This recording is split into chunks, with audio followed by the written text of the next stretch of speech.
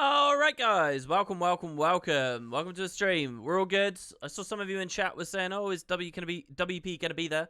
I am here, indeed. We're gonna get going.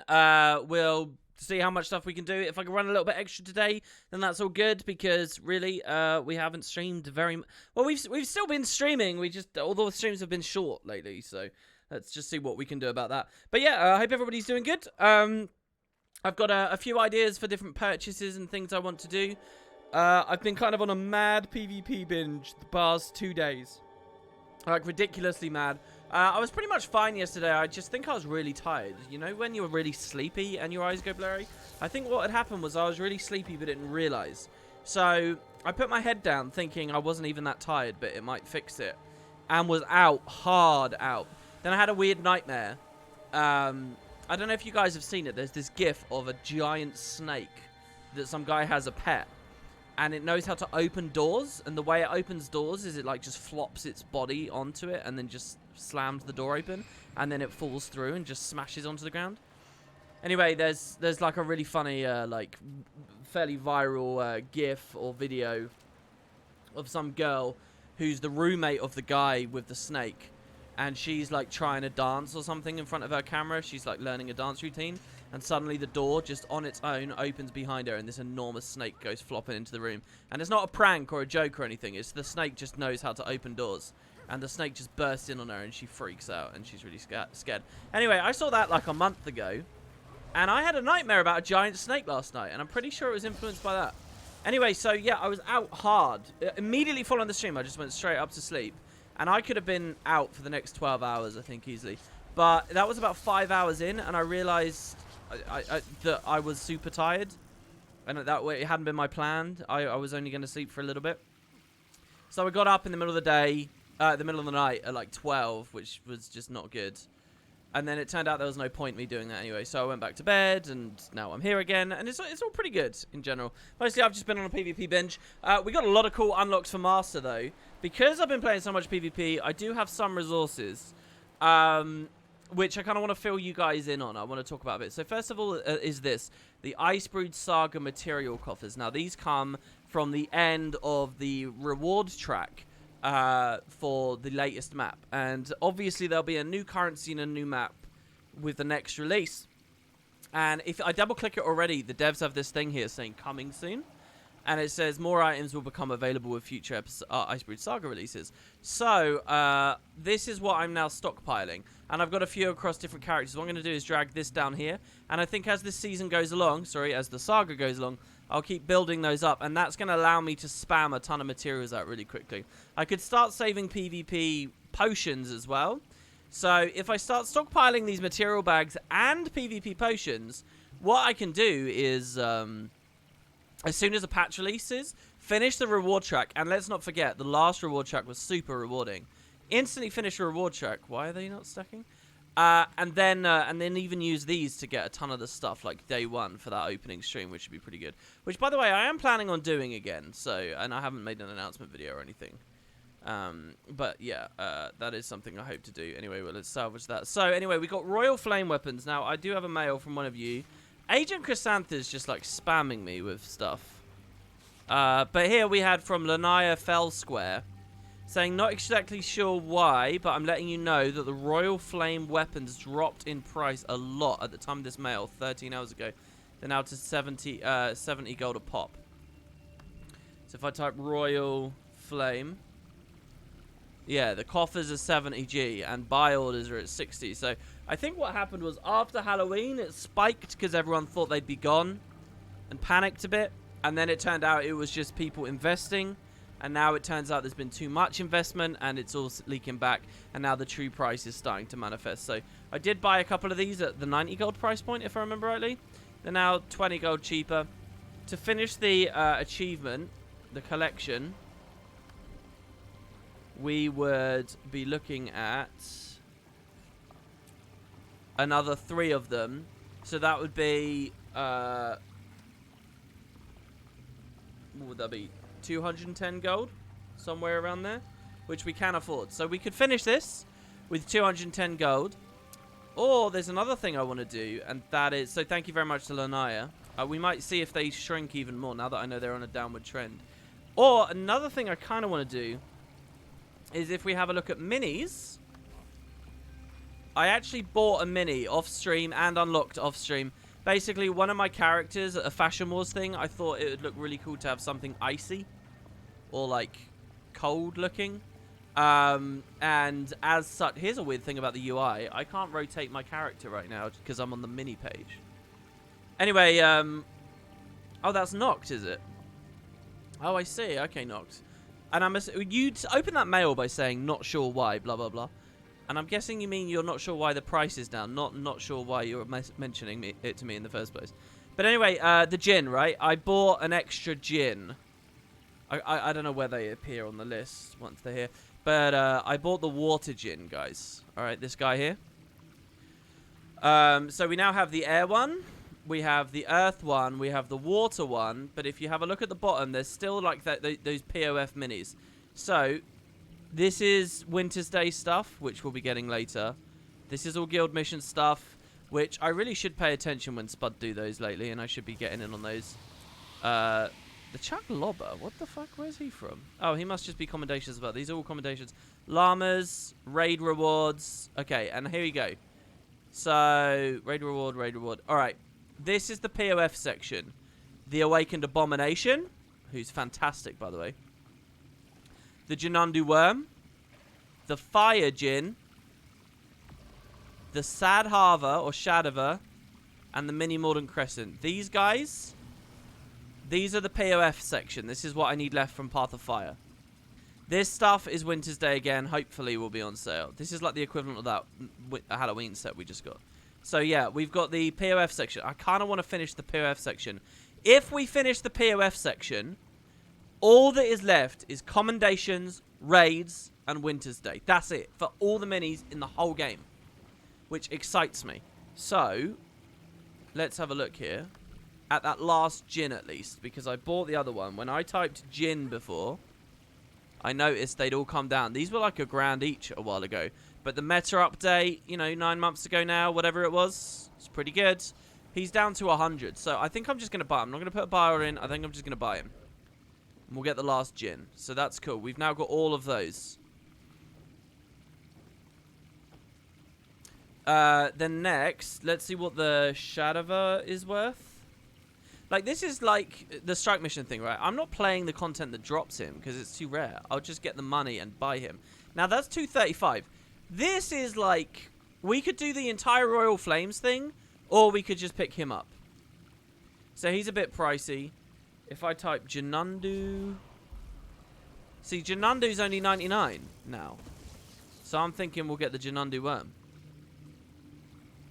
Oh, and the Mini Griffin. That's true. That's true, MMO Shards. That is true.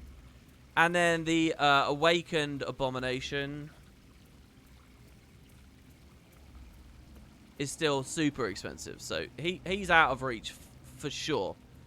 But I think those two minis are pretty good. That's a nice little like hybrid approach there. That still leaves us with 250 gold, which now I'm thinking let's sink that cash into finishing Royal Weapons maybe. I really want to get Royal Weapons done because it's like a growth, you know? And I don't like the growth. I don't like the new stuff that now I'm getting caught behind. I like the idea of just being able to straight away eliminate the new stuff and then focus on the old stuff again. Which I appreciate I'm saying about Halloween. It's totally possible. As far as... so you go, 212. I said 210 and it ended up 212. Oh, did I put buy orders in for... Oh, no, we got them. We got them. I appreciate that whole Grothmar thing has got some really ridiculous stuff there as well. All right, but there we go. So that's the collection done. Which, you know, we could have been more efficient about. We could have waited. The price might still keep dropping. You know, now that people have noticed it's dropping, it could be a thing where it full on tanks now, you know, because people, like, want to flee the sinking ship kind of thing. Dump the investments up. Whatever, you know, people want their payments earlier than they can, stuff like that. I think my money issues will start to go away as soon as, and here we go, the Warhorn. There we go, and that's Royal Flame Weapons complete. I think my money issues will start to go away as soon as the devs release a really good-looking Black Lion weapon set. The next time they do that, right, I'll do my tickets on it. I think I'll put all my tickets into it. I'll invest big time into that weapon set, and I'll wait half a year or something, and then start selling them back. And as soon as I start selling them back, I think we'll just be flush with money, right? Man, I hate it when chat is moving so slow. What's this? Nof to Samos. Hey, WP, someone probably already asked you, but will I be live playing tomorrow? Yeah, I answered that earlier, sorry. You wouldn't invest 180 tickets into one set? Well, I don't know. How many should I do then? Half? Maybe I should do half for this set and half for the next. What one are we on right now? Is it still 7 Reapers, or has it changed? Jerry says something I've been thinking about in terms of cosmetic progression in general. Do you think they could ever reinvent the infusion system to make things like cosmetic infusions that change the looks of skills? Yeah, I've thought about that a few times. I think it would be cool if because standard enemy models and stuff exist, right? So it doesn't really matter if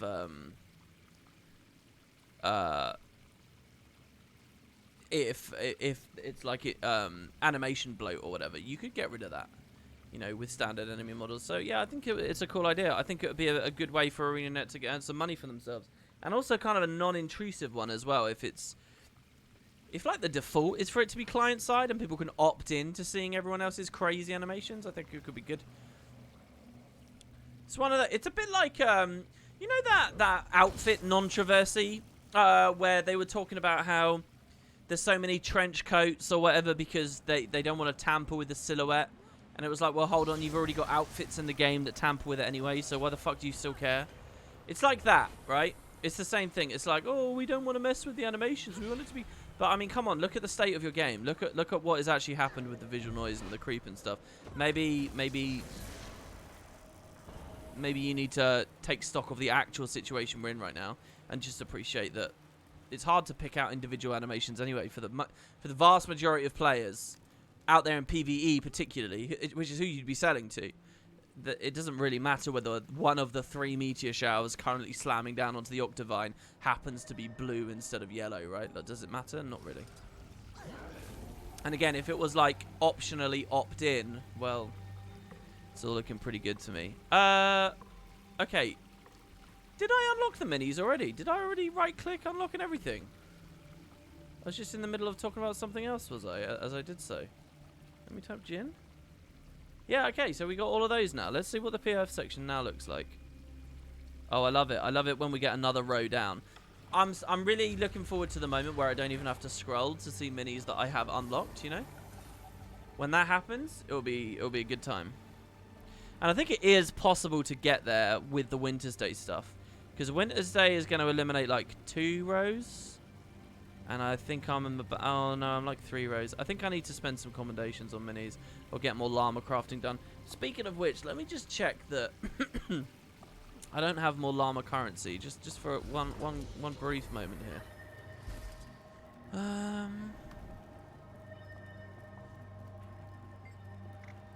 Is it you? Are you the llama seller?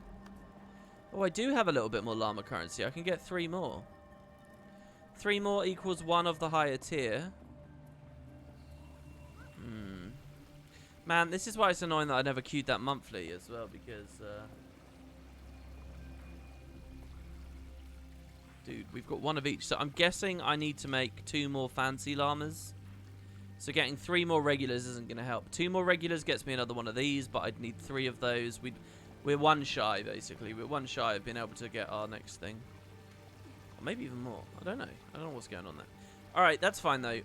Okay, so that's Royal Flames. That's that done.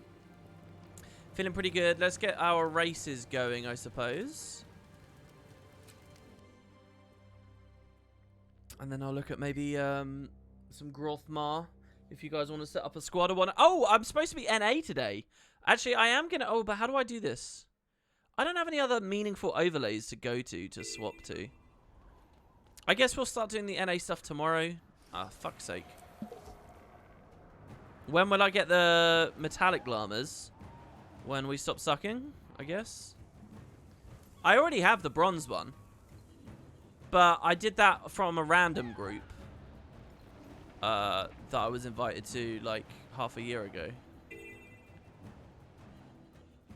So that was cool. But yeah, silver is really what I'm aiming for at the moment. I'd really like that. I don't care about winning one. I just kind of want to get the silver one. By the way, WP, thanks for the Guild Wars 1 LP. It really motivated me to start playing again, trying to be slightly ahead of where you are in the videos. Nice! Oh, man, that makes me really happy. I'm really craving appreciation at the moment. It's kind of sad, really. It really is. But thank you. That makes me very, very, very happy. I take it very seriously if people are complimenting me at the moment. And I have to say, if you're doing the thing where you watch the videos as you play, that's like the dream recommendation I've always had for people. And to be honest, is something I heard people were doing from watchers that then I've kind of endorsed over the years. But yeah, I'm really happy to hear that you're doing that. That's awesome, man. Swing over on the left. See, my eyes aren't doing the same thing today, really, but they are like stinging a little bit. Maybe it's just because at the moment, for the way I'm sleeping, this is like right at the end of the day for me. Like super at the end of the day, so my apologies, feeling a bit weird about it. Alright, guys. I mean, unprompted appreciation. Thank you. Look, now it just looks empty. Let's do a couple more mails here. Okay, so this one's crazy. So it's Agent Chrysantha who says this. Hi, WP. Take this with disrespect, I think, anyway. But your completely baseless conspiratory salt spray theory is totally crazy. Last fact we heard was that Kunavang is alien to Elder Dragons. And no, Kunavang and Glint don't have a lore connection. You think they do. But it's on the level of Cormyr was useless because she only used incoming. Salt Sprays was one of many dragons, like Cantha creatures. What about dragon turtles? And Glint was more similar to Great Destroyer, even mechanically. And Vlast was directly targeted by destroyers. Okay, so I never said that they have a lore connection. Or if I did, it's a casual reference to a deeper conversation I've had many times that is not explicitly about the lore. The similarity between the two, okay, is that they were both iconic Guild Wars 1 dragons that had significance in the first game. And when the movement of the world was announced and the story of Guild Wars 2 was announced and the idea of Elder Dragons was introduced, the devs were very clear in saying that both Glint and Kunavang were alien to the Elder Dragons. They were very different to the Elder Dragons. That the Elder Dragons were something other entirely to Glint and Kunavang. They put Glint and Kunavang together as existing big important dragons that were different to the Elders. That's what they did. Then, a few years later, with Edge of Destiny novel and of course the story of Guild Wars 2, they turned around and said, oh wait, no, we lied. Glint actually is related to the Elder Dragons. Thus, it follows that now that it would seem reasonable, Kunavang 2, the comment that Kunavang is different to the Elder Dragons, is just as empty as the Glint comment that Glint was completely alien to the Elder Dragons. That's why they are bucketed together. That's why we can say that there's like a connection, whether it's an explicit lore connection or whatnot, who knows. But what you've done is taken a little comment out of context and ignored the hundreds of times I've made this speech, and I'm making it another time entirely for you, just because you've come at me telling me that I'm baseless and conspiratorial.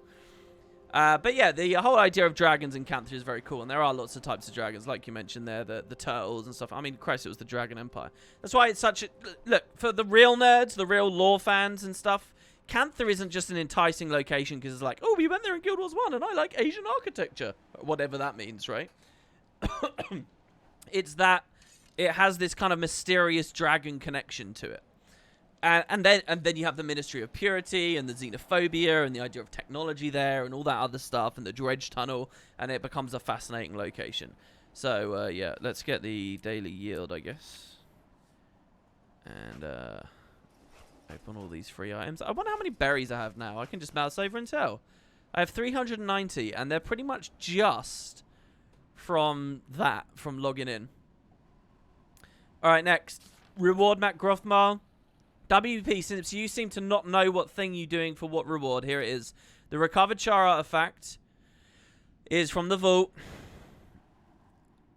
Yeah, and it can give you the Legion weapons, the Visage of the Kana for 8,000 gold, the Infusion for 10,000. Not for Master, but good cash, yeah, for sure. The way you describe cash there makes me think of LBA. Strike mission. Rewards is the Ebon Shoulder for... Oh, the strike mission gives, like, fuck all then. The shoulders of which I already got. Didn't I get, like, my first run of the strike mission? And then the chair. The chair's pretty pricey. Jumping puzzle. Yeah, the jumping puzzle is, like, the super special unlocks. The tonic and the quail. We might already have the quail. Didn't someone give us the quail? You can do the jumping puzzle and map comp on multiple characters for the chance. That's a really great mail there, Agent Chrysanthia. Thank you very much. I actually feel like I understand it a bit better now. Next, I've heard that you raving about Gruul Frenzy again. You know nothing about the court. Did you know that it is possible to mind control script by channeling fallout of Thormanova reactor? If you don't believe me, go to Brisbane and see it yourself. Until then, see you in your nightmares, Agent Chrysantha. That's interesting. And they've sent a powerful potion of Gruul slaying. Thank you. Yeah, that was some cool trivia from the other day. All right, then we got this from Ada, who's got an interesting proposal about the idea of doing a core series. Now, I have to say, guys, the viewership on the introducing videos is a bit low. Like, I just want to teach you guys a very basic, fundamental principle of being, like, a content creator and, like, just some advice for anyone who's trying to get into being a streamer or a YouTuber or who wants to connect with an audience or something. My advice to you is never ask for the opinion of the community. Don't do it. I still accidentally always do it because I'm, like, desperate for fucking approval of whatever I do. But here's the thing. The reason why it's pointless to ask people's opinion is because there's just going to be a level of confirmation bias going on all the time. So I did that video, that introducing the Elite Specs videos. And at the end of the Herald one, I said, oh, guys, tell me if you want to see another video. The videos on the core ones. Tell me if you want to see those. And, of course, everyone who's there and has watched to the end of that format, they're all going to say, yeah, they want to see more. So I'm going to get loads of comments, which is exactly what I got, of loads of people saying, yeah, I'd like to see the cores. I'd love to see you do cores. Do the full things. And that's lovely, and I appreciate the enthusiasm. I'm enthusiastic for making them, and it's nice to see other people are enthusiastic for seeing them. But it doesn't actually mean anything that people say that, because it's just like... the people who would say no aren't there in the first place, you know. The room is already set. And the stats show, really, not many people are actually interested. Even though I can say, do you guys want to see it? And everyone will say, yes, yes, yes, yes, yes. It doesn't actually matter. So, I don't know. I mean, I'm not getting many views. And I think if I went and did the core ones, it might be even worse. So, I don't know. Yeah, that's kind of the new thing for me. I'm not sure. But we'll see. Anyway, Ada says, and there's the other problem with the format, which is what we mentioned. Hey, WP, I thought about your video idea on core builds and how you don't want to do Guardian Part 1, Part 2, blah, blah, blah. What about an interview with a core Guardian person? You could ask them what they like, what is good, do more of a history. If that doesn't sit right, you could use the original post from ArenaNet that describes the core profession and show what it was really good at. Just had me thinking, thanks for what you do. I like your second idea way more than your first. I don't really think the first has any legs at all, to be honest. But I like the second idea. I just think I would have to do it in a way that it doesn't feel too broad or too vague. Because the broader and the vaguer it is, I think the even worse, like, less reason people would have to watch. Everyone already knows what these professions are in broad terms. I think the only way that that series would have value is if it can go into the nitty-gritty. But we do that, and we have the runtime problem. So, yeah, that's the thing. Adrian Chrysantha, wish you luck in the tournament today. That was 2 days ago. Thank you. I just wanted to acknowledge you gave me 2 amalgamated with this and a doubloon. Thank you. I wish I'd queued the correct one. Another one from Chrysantha. Hi, WP. If you want it done before next patch, you really have to do it effectively. I really recommend using chair next to the event spawn point and sound. Oh. Yeah. I read that already. Didn't we do that on a stream? Didn't we read that already? And another one from Chrysantha. Hi, WP. I'm always learning something new about Guild Wars 2. Some from your work, like raid, story, or obscure trivia. Did you learn any new thing about old content recently? And did you know that if you are totally unlucky, one of the anomalies from the start of the Shattered Observatory can knock into a wall where you will die because you can't get out on the AoE. So, yeah, the fact you can get knocked into walls is a big problem. I keep getting PvP games thrown because of people getting knocked into the walls and stuff. And it's really irritating me at the moment. I kind of want the devs to ease off on pull effects because those are the things that do it most of the time. Like, all these Reapers running around with Spectral Grasp and Greatsword at the moment really are very buggy. So, I don't know. It tends to be that if you're next to some thin piece of terrain, like a narrow pillar, and you're at the extreme of, like, a Spectral Grasp or pull effect, the velocity is, like, highest at the very peak, so it tries to yank you, and that's where you'd be moving the highest speed. And you can always get just crunched into terrain with that very easily. Or the same with knockbacks too. So, I don't know. It's a big problem with Guild Wars. I don't know how they'd resolve it, but it really undermines the experience in a lot of ways. Anyway, thank you very much. That's an awful lot of messages. I suppose if I'm getting sent amalgamated, it's worth it. But there you go. So, cool. Let's log out now. And let's go to Grothmar. Oh, okay. Now, I've got 2,000 gems as well. So, there's another thing I want to do. And that is, I am going to do the worst thing and the thing I shouldn't do. It's going to happen. Are you guys ready? I am going to buy...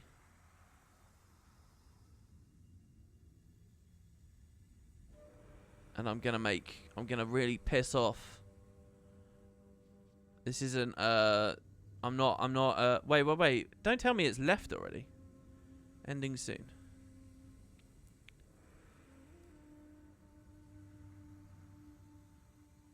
No.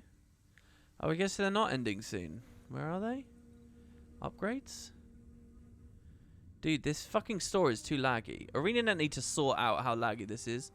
Like, honestly. You'd think they'd actually take this seriously. Here, I'm going to buy this. The Build and Equipment Expansion Package. You can only buy 2 of these on your account. So, I had more money than what we opened today's stream with. But I bought some library slots earlier today. Because I wanted to filter in some PvP. So, here I've got Open World PvE Tether Breaker, the PvE Ranger, the PvE Reaper. And then some PvP builds. The Carrion, Glass, fucking New Scourge. A Cleanse Scrapper for countering certain Condi builds on side nodes. Regular Tools Hollow. I should just call this...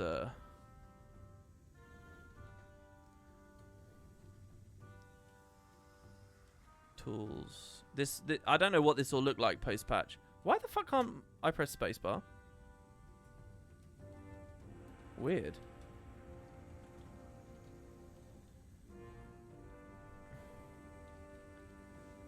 Yeah, I got tools, Prot Hollow, I tried a bit, side brand. Anyway, and I wanted just some more spaces. So I bought a thing which expanded it, right? And that was pretty cool. I was like, alright, so I've expanded. And then I saw that this is on the gem store. Now, you can only buy 2 lifetime, but this also includes, like, library expansion. So if I buy too many individual library things, then I lose value on the bundle later. So I figured I'd buy the bundle, if that makes sense. I don't know whether it's actually value for money for me, because I definitely don't give a shit about heroic boosters. And I definitely don't give a shit about makeover kit and 5 transmutation charges. So actually, maybe I don't do this.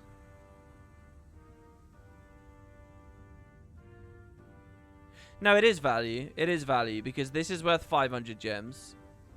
This is worth 600, so we're up to 1,100. And these 2 are worth 1,000. So basically, I saved like 100 gems by doing this. Check my donations. New bunny skin tomorrow. Bloatware heroic boosters are scammy and lame. No, I agree, actually. I do agree. Sorry, I need to check my donations. Let me do that. Scared to click another tab here, and you guys will hear some Star Trek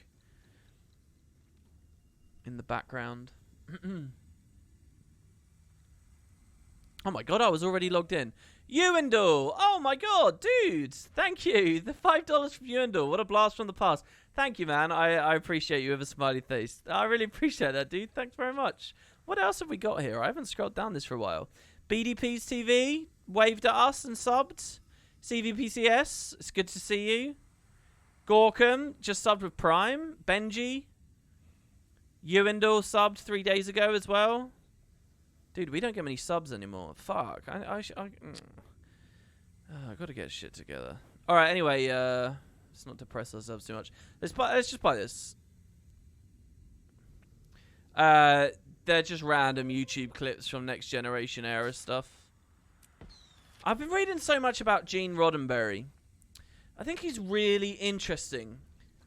Because, you know, I'm a big believer in the, like, creative control, single artistic vision, auteur sense of, like, individual management, right? Like, one guy's vision goes through. I'm a big believer in that. I'm a big believer in, like, large committees diluting the purity of ideas and stuff. But in a lot of ways, Gene Roddenberry, like, reinforces that. And in a lot of ways, he completely, like, spits all over it. Because you look at some of the worst, like, moments of a lot of Trek, and it's just basically because Gene is really stubborn and ridiculous about what he'll allow to happen and what annoys him. And you can kind of see, like, even... there's, like, a lot of arguments for what I'm saying, and there's a lot of arguments against what I'm saying with Gene. Like, for a while, at least, he did listen to people. So he was, like, flatly against the casting of Patrick Stewart as Captain Picard. He's like, why is like a bald Englishman playing this French character, basically? He's like, no, but it ended up being a really good decision because other people pushed for it and said, no, you have to acquiesce, right? You have to do it this way. My favorite Trek is super far from Roddenberry's vision. That's Deep Space Nine, and the darker tone that it goes with there, you know, shows other sides of humanity and makes a more plausible world. So I don't know. It's weird, and I wonder whether the whole Discovery fiasco is like an argument for that, though, because now that Gene's gone, it's just pure money, it's pure spectacle. There's nothing creative about it. There's nothing artistic about it anymore. There's just, let's fucking have space battles, and so I don't know. I think he's a fascinating guy. There's too much for me to articulate snappily on a stream here, but you guys should look him up and see what a weird one that is. Anyway, 2 equipment template expansions. So this is like a bank expansion. It will only work on one character. And I kind of resent this kind of upgrade, I have to be honest. Because, like, what if I delete the character? So I'm only using it on Liz here. Not because I actually think I need it on Liz, but because I think Liz is a character I'm least likely to delete at some point in the future.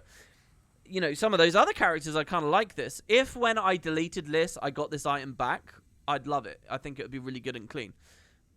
But it'd be a bit weird for me to get on a high horse about this now, considering I've always just swallowed it down for bag expansions. So, whatever, I guess. But this is going to add another tab. And that's it. You get 1 tab. I mean, it's a lot of gems for 1 tab. If it was 2 tabs, it'd feel pretty good. And, I mean, we got 2 from the package, but, you know. So anyway, there you go. We got a tab. Sorry, that's an equipment tab. And I wonder if you should get both an equipment and a build tab together or something. I don't know. Anyway, and then we can do another one.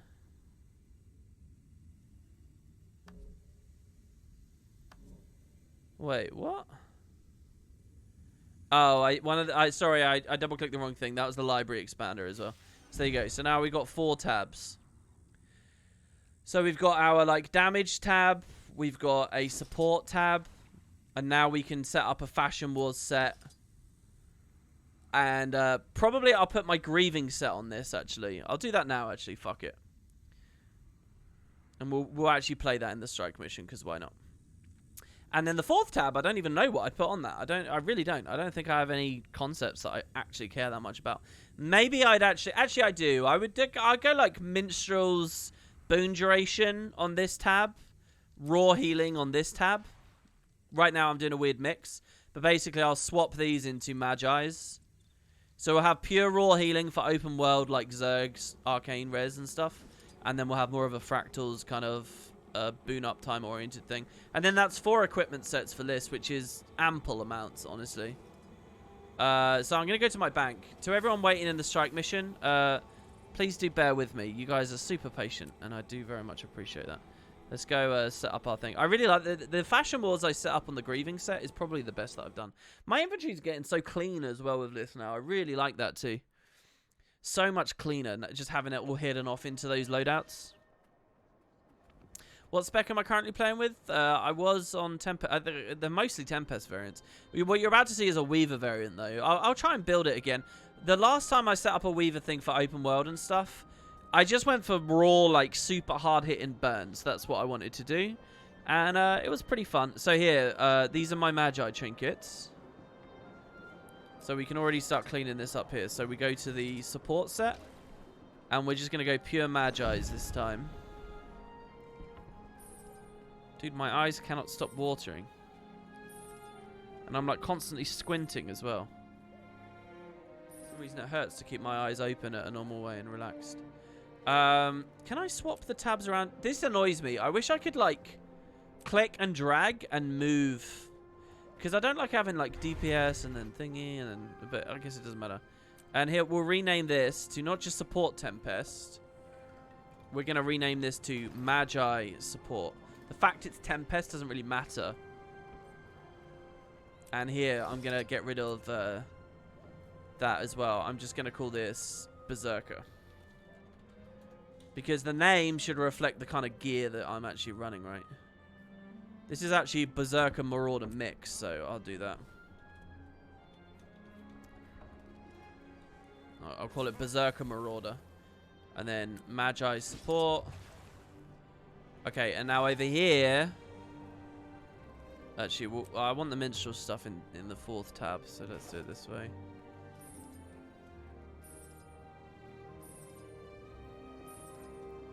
And then I don't know where the minstrel's armor is right now. I'll have a look in a second, but let's just rename this to minstrels. I actually have a zealot set up as well for this. Maybe I'd rather set up the zealots stuff instead. This is going to clean my bank out epically, actually. Not sure where the minstrel set is hanging out. It's definitely not in my inventory. Anyway, now we're going to come over here and we're going to go grieving. I think it's I first, right? Now...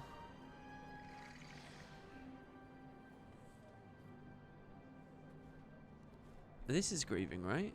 Am I wrong? I think this is it.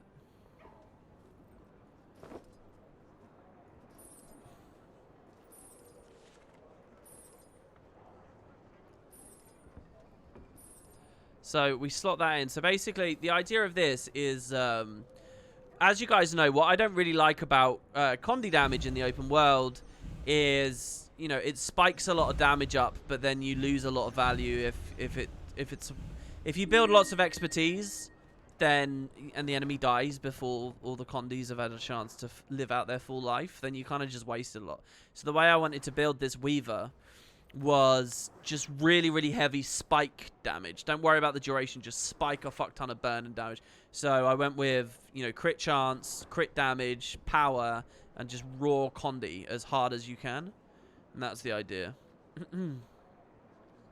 Yeah, Cougar, you're kind of right as well. You can stop hitting them before they die, but that always feels a bit weird. Then you're held in combat while trying to walk on to the next thing. And there's always that slight added little bit of pressure of wondering, is it actually going to die? And then if it doesn't, and then it resets a bit early, or you move to a different nav mesh. It's just clunky. It's just a bit weird. There is a whole conversation there, which I essentially just gave you, that I wanted to put into my open world video series, because I did talk about this, but not to that deep extent before.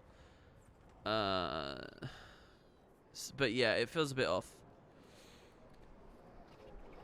Dude, I should put this stuff on this as well. This is like the Coder's Warmth and the Legendary, and these are all infused. Whatever. Suppose I got the Assassin stuff I could find a way to squeeze in somewhere. Alright, anyway, what's this? It looks like this is the other side, but it's been transmuted to be all Silvari. So did I lose the Fashion Wars? I guess I did. I guess I... Wait, but why is this...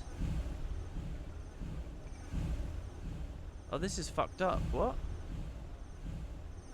This is Radiance and Zealots. This is Radiance and Zealots. Oh, and this is Vipers. So this stuff's expertise. Oh no, something's broken. One of my characters has got some seriously messed up stuff here. Where the shit? The outfit that it is, can you see next to the face cam? What Liz is wearing there? It's that outfit. That's the outfit that was my grieving setup. I guess I must have put it on another one of my characters. Is Coda's Warmth hard to get? It's kind of hard to get.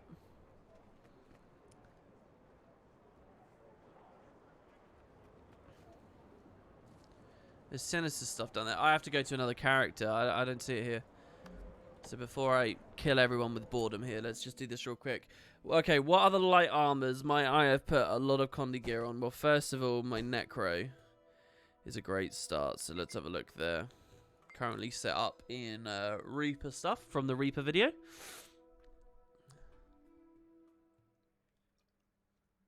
Yeah, the leveling sounds is probably someone spamming 80 tomes. Because that's what the game is now. Okay, it's not on this character.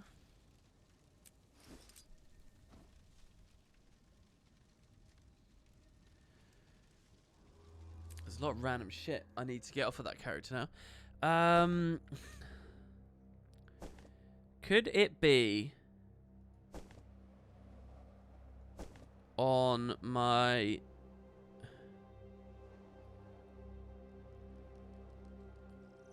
Do you know what? I can. It's actually quicker to check efficiency here. I know you guys don't get to see on stream, but it is quicker for me to look on efficiency. So let me just do this. I'm currently alt-tabbed. I'm just looking at efficiency for 1 second. Because all I have to do is click account and then characters. And it'll tell me... I can order by, like, amount of monies on them or whatever, right? Might be my Blue Scourge. Yeah, I was thinking that, but... Oh, let me just check that real quick. But I'm pretty sure I subbed all that armor off on the Blue Scourge. I think it's all just because I just PvP on this now. I haven't been in PvE on this for a long time. So I can't imagine why it would still have...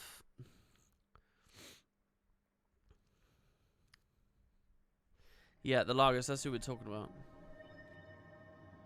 Oh, he does have Ascended. Power, Precision, Condition Damage with Crate Runes. Well, that's not the set that I was looking for, so I guess that doesn't matter. There's loads of Ascended on this character. What the fuck? Missing an Ascended Warhorn and Dagger, but aside from that, there's loads of it. Anyway, it's not that character for sure.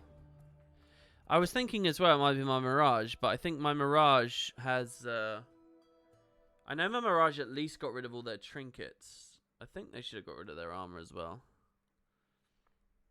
That Necro looks like a Death Knight. Really? I just went pure blue. Yeah. This character did have a ton of Ascended on it before. But, not anymore. Nothing quite like logging in the second you're in, getting in combat.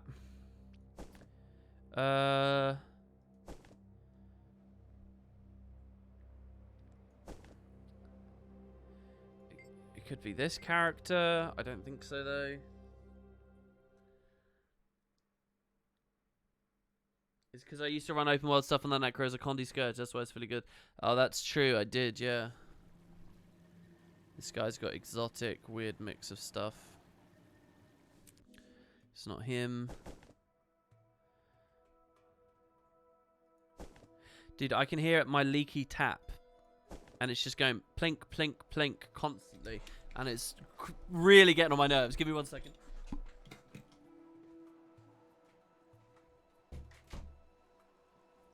Alright, there we go. Close the door. We got the audio version of Out of Sight, Out of Mind there.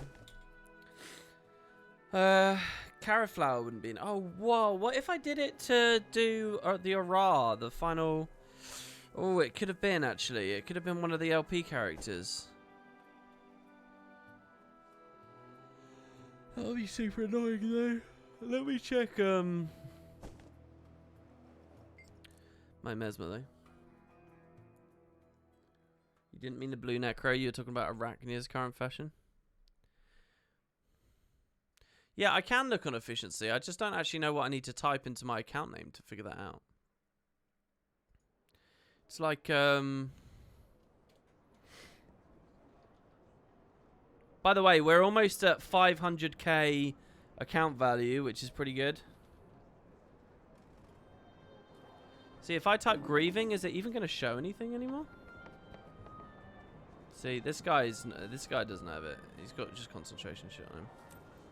Dude, I don't know. Yeah, I typed the word grieving and it never came up.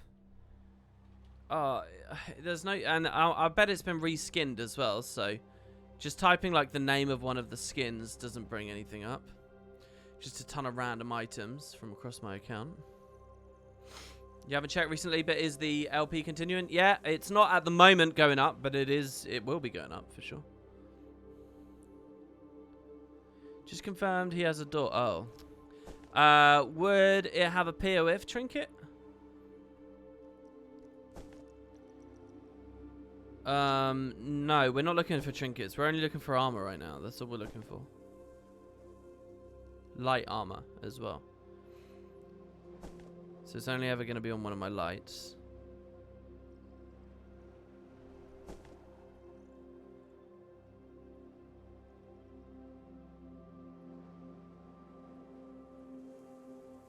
You can look through all your ascended light armor.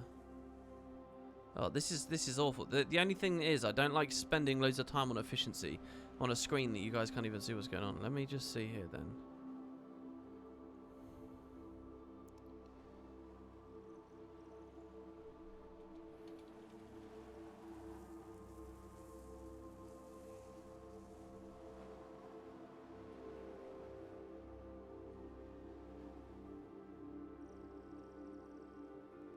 Oh, I found it. No, I haven't found it. Damn, that's a shame. But I mean, maybe it's good enough. Basically, I have a set of Ardent Glorious stuff in my bank, and that is all,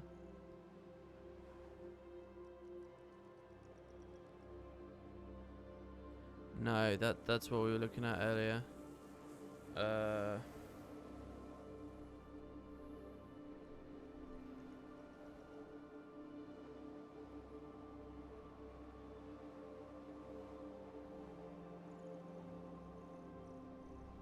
How much do you think a full set of Ascended Armor is worth? Because I'm looking at the numbers here.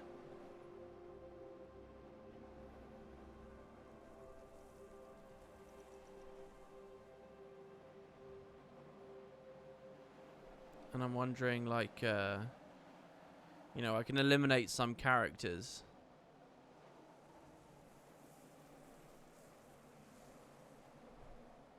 Apparently one of my guys has got loads of...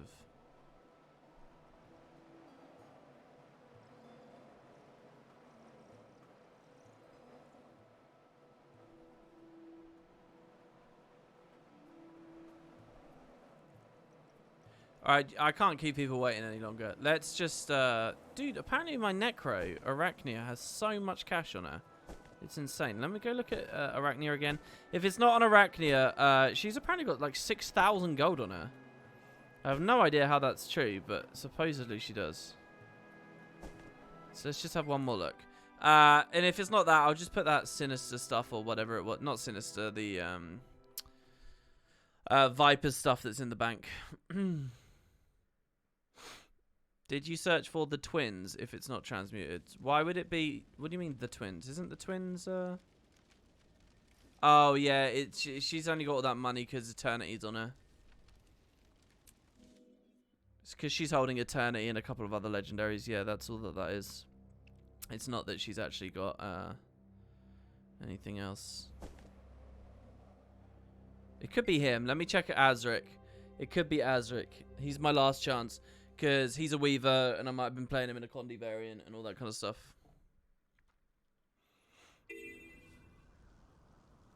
No, he's just got Zerk stuff on him now. He's a full Zerk boy. He does seem to have some appropriate sword. The Lagos Swiftblade. So I'll swap that across. Because Liss might like that.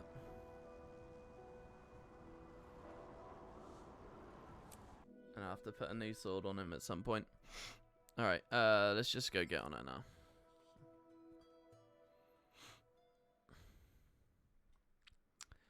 Did I put on a gear template that's not currently used? No. This is the first that I'm fucking with it. This is literally the first.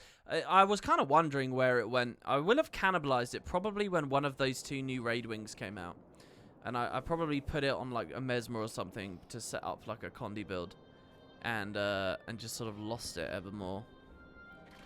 And like reskinned it because now it was on a different character and was gonna put it back somewhere later, and then that was kind of it. It's fine though. If I've got like half Grieving, half Vipers, it still kind of gets the job done for open world. Let me just see what the... Like, this is super annoying. I've got to log on to a Sylvari. So this is Vipers, and then randomly of the same skin, finishing the set, there's 2 Zealots pieces with Radiance runes. These have no runes nor infusions. There's a chest piece. Oh, alright, let's go on to Sylvari then. Grisantha, I'm probably not going to read any more mails from you because I've just spent ages responding just to you. If people want to pad that out, you guys can also send me mails, I guess. That gets me more items, so it's cool. And it also stops this being the Agent Chrysantha show, which I'm getting a bit annoyed at the idea of at the moment. So if you guys want to do that, that's cool. Let me go on Arachnia. You prefer to spam in chat? Yeah, I see.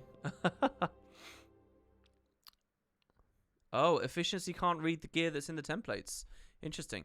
And I guess that's just because there's no API like viewport into that stuff, right? Because they don't have anyone doing API stuff anymore or whatever.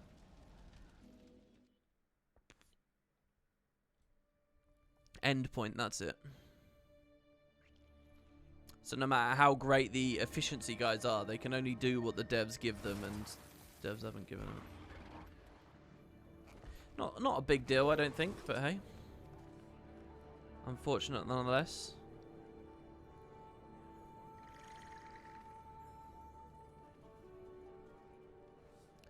Like, what concerns me is when the fuck did I have this weird mismatch of gear equipped? Alright, so now I just need to skin this onto something generic so that any race can actually wear it.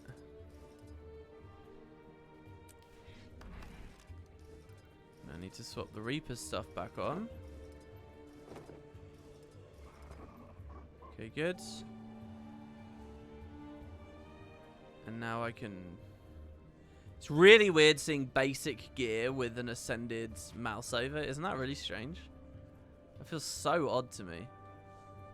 Okay, and then we'll go back through, back onto Liss. I didn't salvage any of it for vision crystals. No, I think I only did weapons. I'm pretty sure.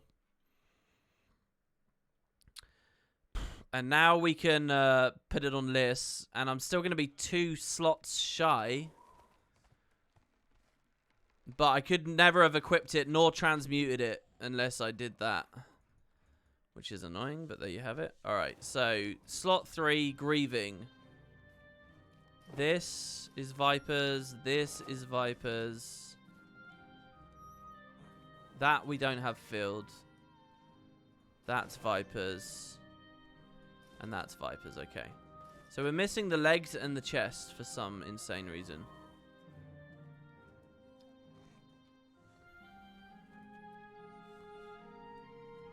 Stat swapping the Zealot stuff would put it back to being a generic skin. Well, what concerns me is there's a Radiance rune on this as well. And it's infused. So I clearly at some point was using this as a part of some other set. Like, where is what I thought my Zealot stuff was? This is what I thought my Zealot stuff was, right? And it is full Zealots. This is full Zealot's Radiance, so why the fuck? This was Ardent Glorious. So do you think I can stat swap this with a heroes thingy? Into Vipers? Would that work? Let me check. If I wiki this. This will go in the Forge, right? With an anthology of heroes, and I can swap it to...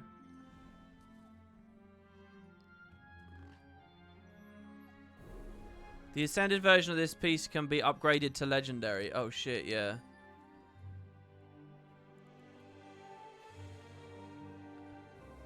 I should keep all this together, really, shouldn't I?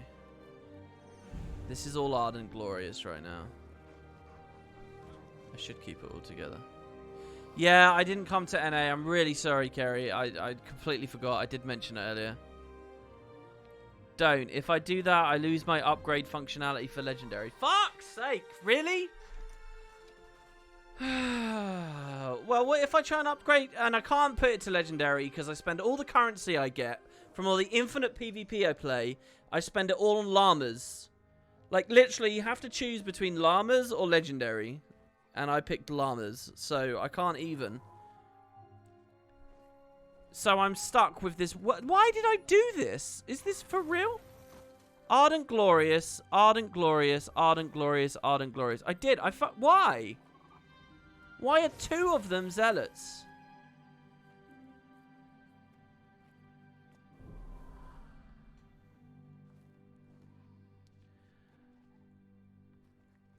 Oh, I'm so sorry. All right, everyone in the strike mission, just give me 1 second. Let me...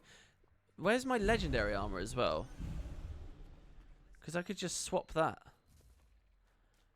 I'm going to mouse over this shit in a second. I'm going to realize. Like, what's this? Crate runes? Fucking Rampager crate rune set? This is what I'm going to do. This is all just going into storage. Oh, I should really skin it though. Hold on. Because otherwise that's just going to look ridiculous. Let me put that back to Ardent Glorious. Right. So that we know. This stuff is all waiting to become legendary armor. That's what all of this is. And believe it or not, the 2 fucking Sylvari pieces with it as well. Which we can clean up at a later date. That's all waiting. In the meantime, let's take this random ass... Where are you? Rampagers...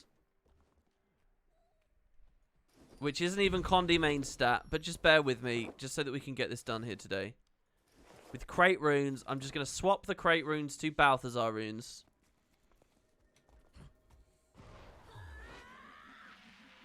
And we'll call it there for now. Superior rune of Balthazar. Just so I have something for this set and we can actually get on with other things. Why are Balthazar runes so cheap? It's insane. Love me some Balthazar. Okay. 1, 2, 3, 4, 5, 6. And then if I remember rightly, the transmute that we can actually see in the bottom left right now is Funerary. And then it was the Lich Shoulders. I made this a long time ago. With the Lich chest, I'm pretty sure I was using. Might have been a different chest. Was it the Lich thingies as well? No, I think it was the Flame Bottoms. Oh, sorry. Yeah, it was the Flame Bottoms. Gloves. I don't really know what gloves I was using. Probably I was using the Bastion of the Penitent ones, but there's some new ones now.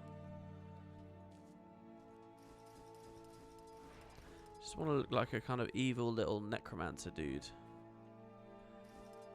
They're almost definitely what I was using. And then boots, I guess the Aetherbound ones, just because I use those all the time. Let's do Blossoming Mist Shard Walkers, because why not? And then it was like all fucking dark stuff. Let's just go black for now. With like little red accents here and there. And then it was like the Masat backpack as well, I think. Let's just favour some of the darker...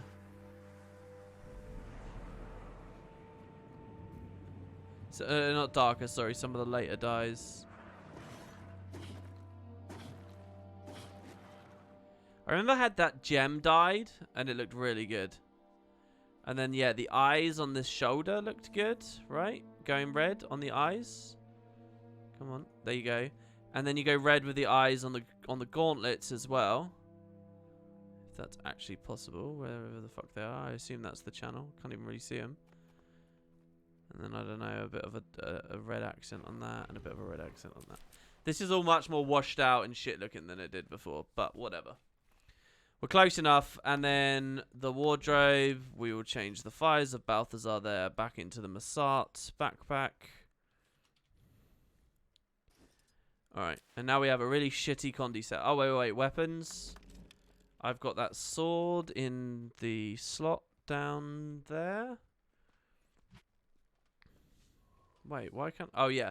Alright, and then we wanted to set up an actual build slot as well. So wait, I bought that package and I didn't even get any builds. No, I must have, right? I must have got a... Yeah, here they are. Alright, so I get another 2 build tabs from that as well. So 1, 2. Okay, good. And then I can go... I won't put this in the library. I can't imagine any world where I'd ever need it in the library. But I will, which is looking pretty good now. But I will put... We'll name this PvE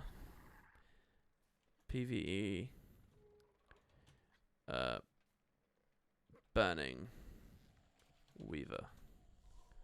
Something like that. Alright, and then let's make a build real quick. What I want is the swords. Oh, wait. Slot Weaver. Now we can put the sword on. And I appreciate it's got nothing going on with it right now. But that's fine. And then probably I want to focus. Ipos. Ipos has a smoldering sigil on it already. So let's just customize this to grieving as well, I guess. Oh, mind you, that one's Vipers. So let's just have both Vipers weapons. And Smoldering's already there. I'll probably get... What's that PvE fucking overpowered as shit sigil? It's called Malice, right? Superior Sigil of Malice? Oh, that's duration. What's the one that does just damage? Isn't there a damage modifier one? I guess I'll take it. Why not?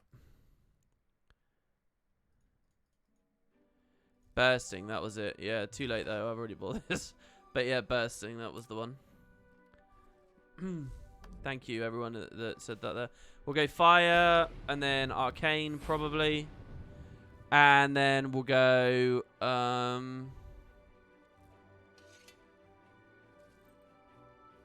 the precision gain might be kind of nice. Let's just figure this out first. I'll probably go pyromancers. Power overwhelm. No. We can go with this now. I don't think this was in the game last time I was looking. That's a cool trait. 180 Condi damage, and then you get the double burn ticks. That's pretty cool. And then, obviously, burning precision. Here, evasive arcana for the dodge rolls in fire, which are really good. Double burn, long duration. Stupidly long duration. Probably still go element. No. I'll probably take final shielding. We'll take the resustain on attunement swap. I mean, this is okay, I guess. I don't know. Unlike elemental contingency, I don't know if this one's ICD resets every attunement swap. This is probably okay, though. We'll take Weaver's Prowess, which is just a straight up condition damage. Gain some sturdiness because we have a sword. And then for the GM...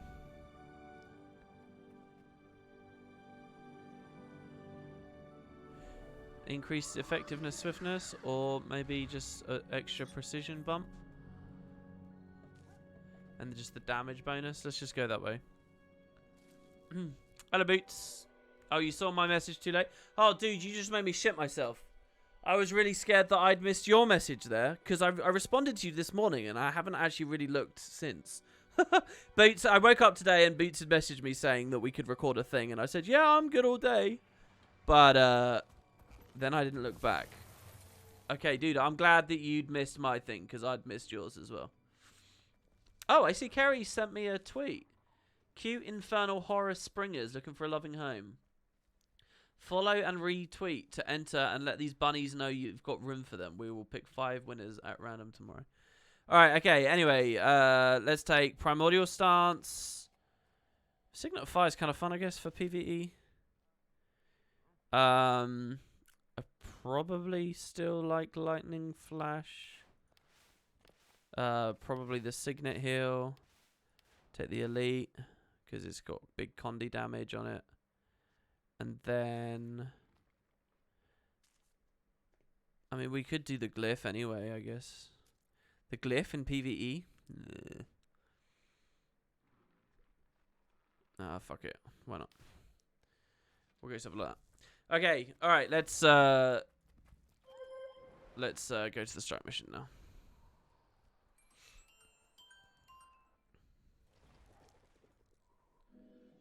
Yeah, I just got a couple of build slots and equipment slots, and I just wanted to fill them in.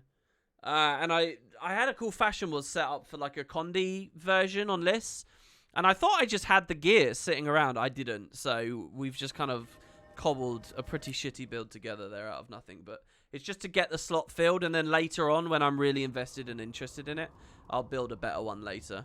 All right, finally, I'm here at the strike mission. I'm sorry, everyone. We can see how this feels to play in here, though. Alright, ready when you guys are. It's very lovely for you all to wait. I'll read the mails in a second. I wouldn't be surprised if people are AFK now.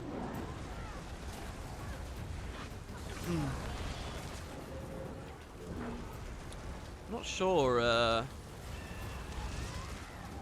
how exactly I would even rotate on this in a strike mission kind of environment. Would I ever dip into water and take some of these other things? Maybe. Just as long as I'm getting Pyro Vortex and stuff up. 25 might go in as well. The Alacrity is really nice.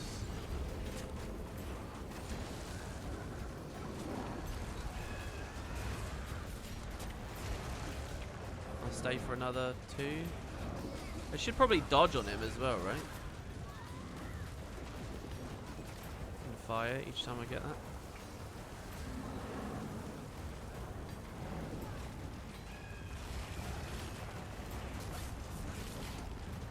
I can't see what my tooltip is showing.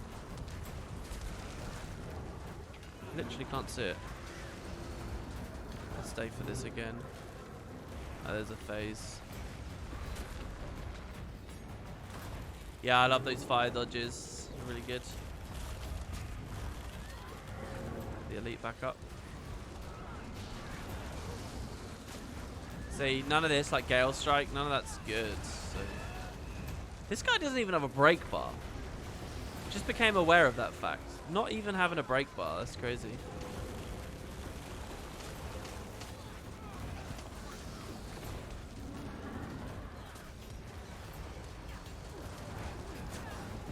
Kind of interesting on Weaver as well, because you can reset.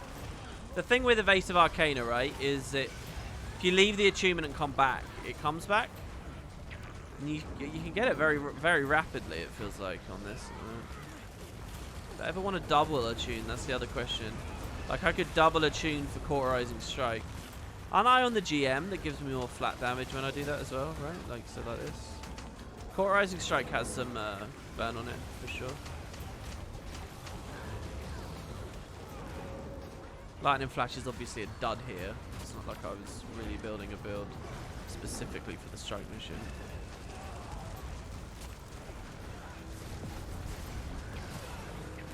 Stay, detonate that. Alright, cool. Good stuff, guys. Good luck with your loot. Lovely, lovely, lovely. Speaking of loot, we're going to have to clean this out on this soon enough. Alright. Brilliant. Let's get the vault done now and the jumper puzzle. Is that a thing? If you leave and come back, it comes back? Well, I don't know on Weaver. That's the thing. I don't know. On other variants, absolutely that's a thing. Like if you double dodge in water, you won't get the splash. Like, let's mouse over the tooltip here. It says it's got an 8-second... Wow, they have independent ICDs. Interesting. For some reason, the flame one is on 8 seconds. Maybe that's why it feels like it's more regular to me. The others are on 10. That's really strange. But yeah, it often feels like, you know... like, lingering to get the second one always feels so bad. But if you rotate out when you come back, it's usually there again. But on Weaver, all the cooldowns are kind of different, so I don't know. We'll have a look. We'll get in combat with something, and then we'll just see.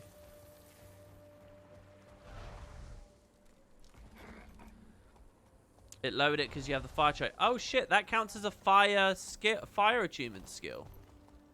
So Pyromancer's training drops Evasive Arcana. Now that's cool. I did not know if that's the way that works. Wait, it's now reading at 10. What? They're now all reading at 10. Oh, wait. But that's because I'm on a mount and I've lost the trait. Yeah, holy shit. That's a trait synergy. Wow. So, Aeromancer's training would drop Blinding Flash. And Aquamancer's would drop Cleansing Wave. I mean, going from 10 to 8, it's going to be hard to really feel that interaction doing something. But that's very cool. I didn't know that. My Ellie knowledge slipping. The effigy ceremony we had a reason to do, didn't we? If I remember rightly. Maybe it was just from looking at the dailies and stuff. But here, so we dodge. And we got a fire splash. I'm going to leave. 2 seconds later, I'm going back in. I dodge. And yeah, there was no fire splash. There was no fire splash.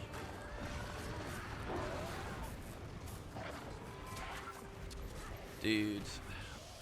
Why Lightning Flash isn't a stun break when Blink is, I don't know. It's not fun. I need 1 or 2 more effigies. Yeah, it's something like that for sure. Dude. You know, it's really weird as well that fear is the one condition in the game that can still affect you while you're in vuln. Actually, that's not true. I guess all the incapacitating ones can. Does blind still work when you're in vuln? Immob does, and fear does. I guess, no, they all do. They all do. Chill does, cripple does. I guess they all do. It's just damage that you become involved to. At this point, you wouldn't want to give Water Weaver another sunbreak. Why? What are you guys talking about?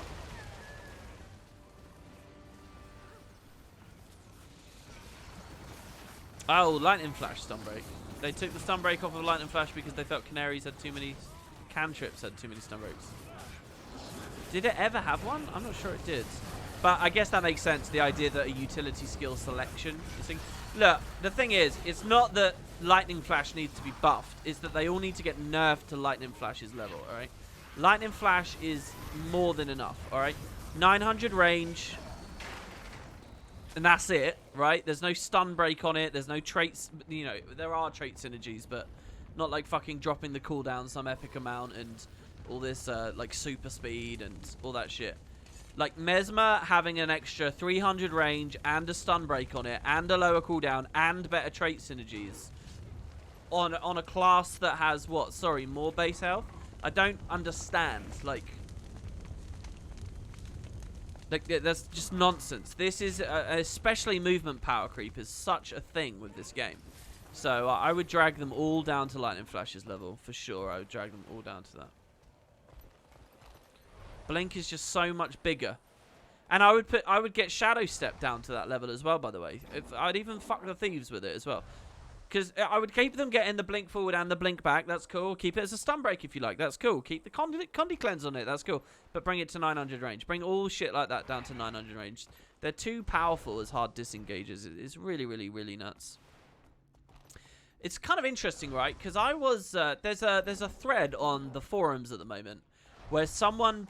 So obviously there's this guy that had been in QA for ages, and now he's actually having some say on the balance, CMC, right?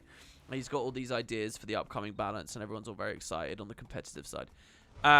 There's a thread on the official forums right now where someone said, let's not forget that CMC actually played PvP. And they like post an old game that's being cast by Grouch and Blue42, I think, which is weird to me because their voices seem so like familiar to me and like it was just yesterday. But everyone's calling those the olden days. It's very weird to me because it doesn't feel like the olden days to me. It feels like this is just what the scene is. But truth is, it's been a long time for sure. Anyway, they posted this game that CMC was in, and I watched the footage of it just a little bit. And, you know, even in that footage, the game was so much slower than it is now in terms of movement. Like, you actually watch, like the pace. I think a lot of people on the scene don't realize just how fast they do play it now. There's this weird, like, reverence for people who played in the, so to speak, olden days. Like, the game was so much more intricate and, like... But I actually think Guild Wars 2 kind of, to play really well at the moment, is I think is really kind of, it looks harder and faster and requires more brain power and more, like, fucking adrenaline and get up and go than it ever did in that old footage. That old footage, the game looks like it's on, like, grandma mode, you know? Everyone's playing it really competitively and carefully, and there's, you know, I'm sure there's great gameplay there, don't get me wrong. But it's slow. Even there, it was slow. And a lot of it's movement, you know? That's what I see a lot of the difference with. It's just everything so far. That's why I say get rid of Lynx runes, get rid of Traveler runes, get rid of a lot of the 25% movement, get rid of a lot of the swiftness. Drop this shit down. Lightning Flash is about as far as you go. Put a bigger cooldown on skills like Hollow Leap and Dragon Hunter F2 and all that kind of shit. Drag Rush, the warrior skill, down to 900, not 1200. Rush is a fucking absurd skill because it will actually go like the full distance and then it will add an extra like 200 range if the enemy is in that distance at the end of it, if that makes sense. Dude, what's going on? Do you need swiftness for that jump? That all the Soul Beast crazy shit, the double swoops and all that stuff. There's so many things I'd like to see changed about that as well. Shorter stealth on that longbow 3 would be big as well.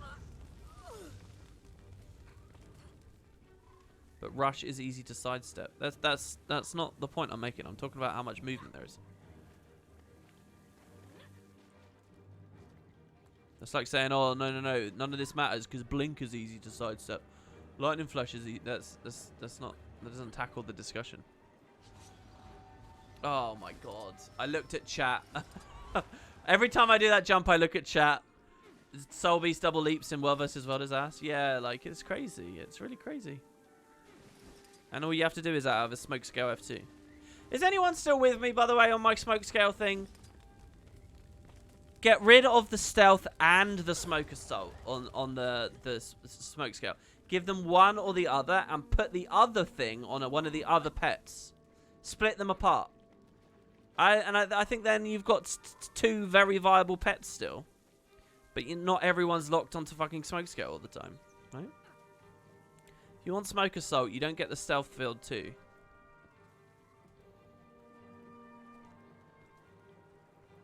And the other thing I'd just like to see as well is the hard CC on smoke scale.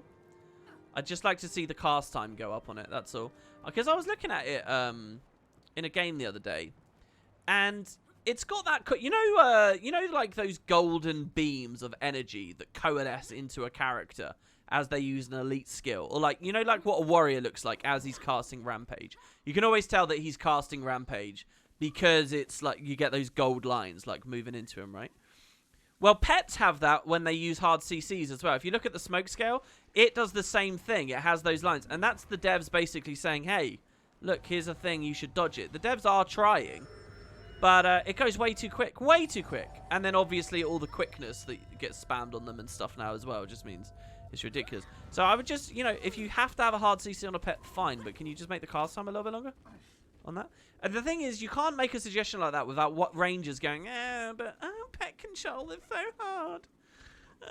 Pet, please. Yeah, never mind that the pet moves at the speed of light to catch up with you, that you can reset its health 100% every time you pet swap every X amount of time, or if you're a soul beast whenever you merge. Never mind the fact that it will invulnerable revive you. Never mind the fact that it will teleport to your body whenever it likes. Never mind the fact that it gets healed when you use your heal skill. Literally every concept of quality of life you have ever seen on a pet in a video game, Guild Wars 2 has on its pets. And yet rangers will still whine. I mean, it's fucking crazy.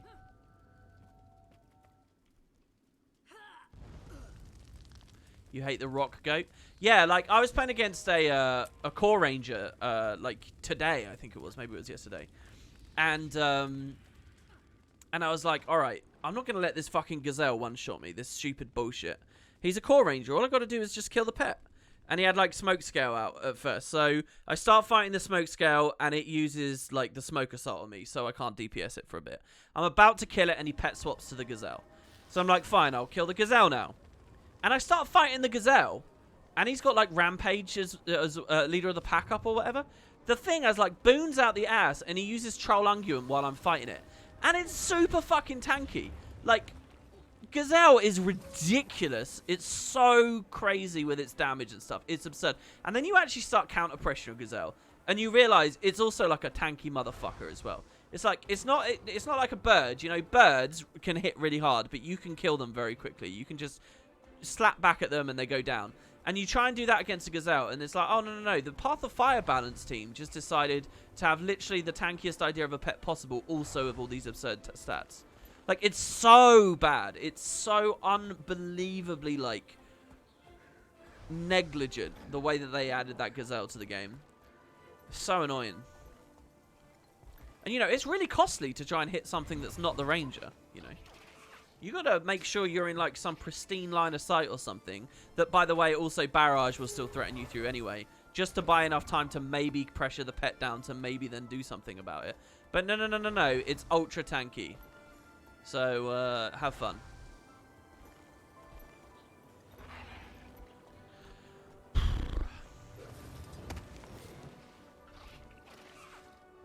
Alright, I'm on a bit of a high horse here. Let's, I can't Condi the burrow, can I? Oh, I can Condi the burrow. What? How did I get 4 burn on that? Hey, this is actually pretty good for killing the burrow.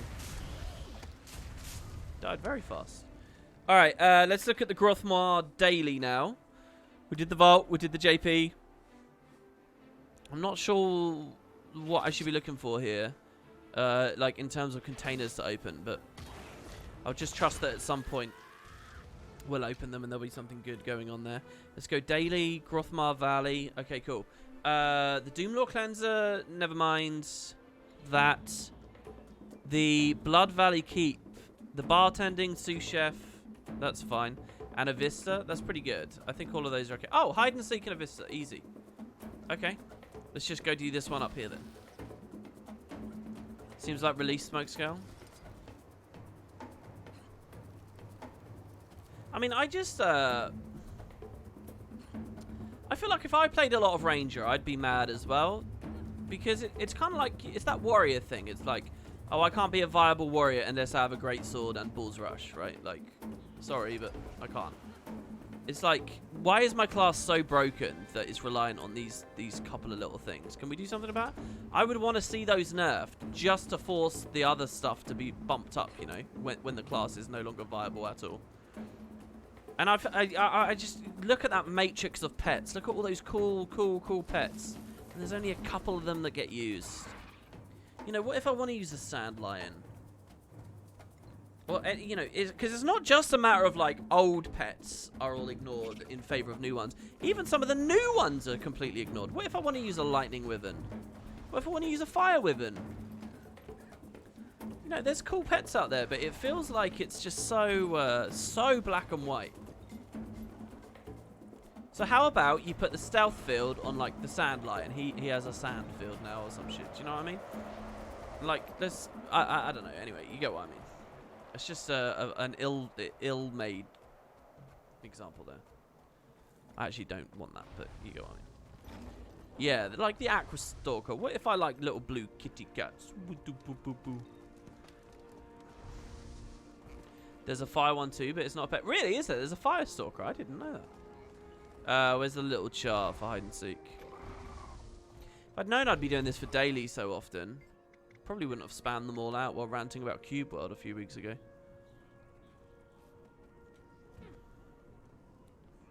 Check behind the bush first. It's because it's most efficient.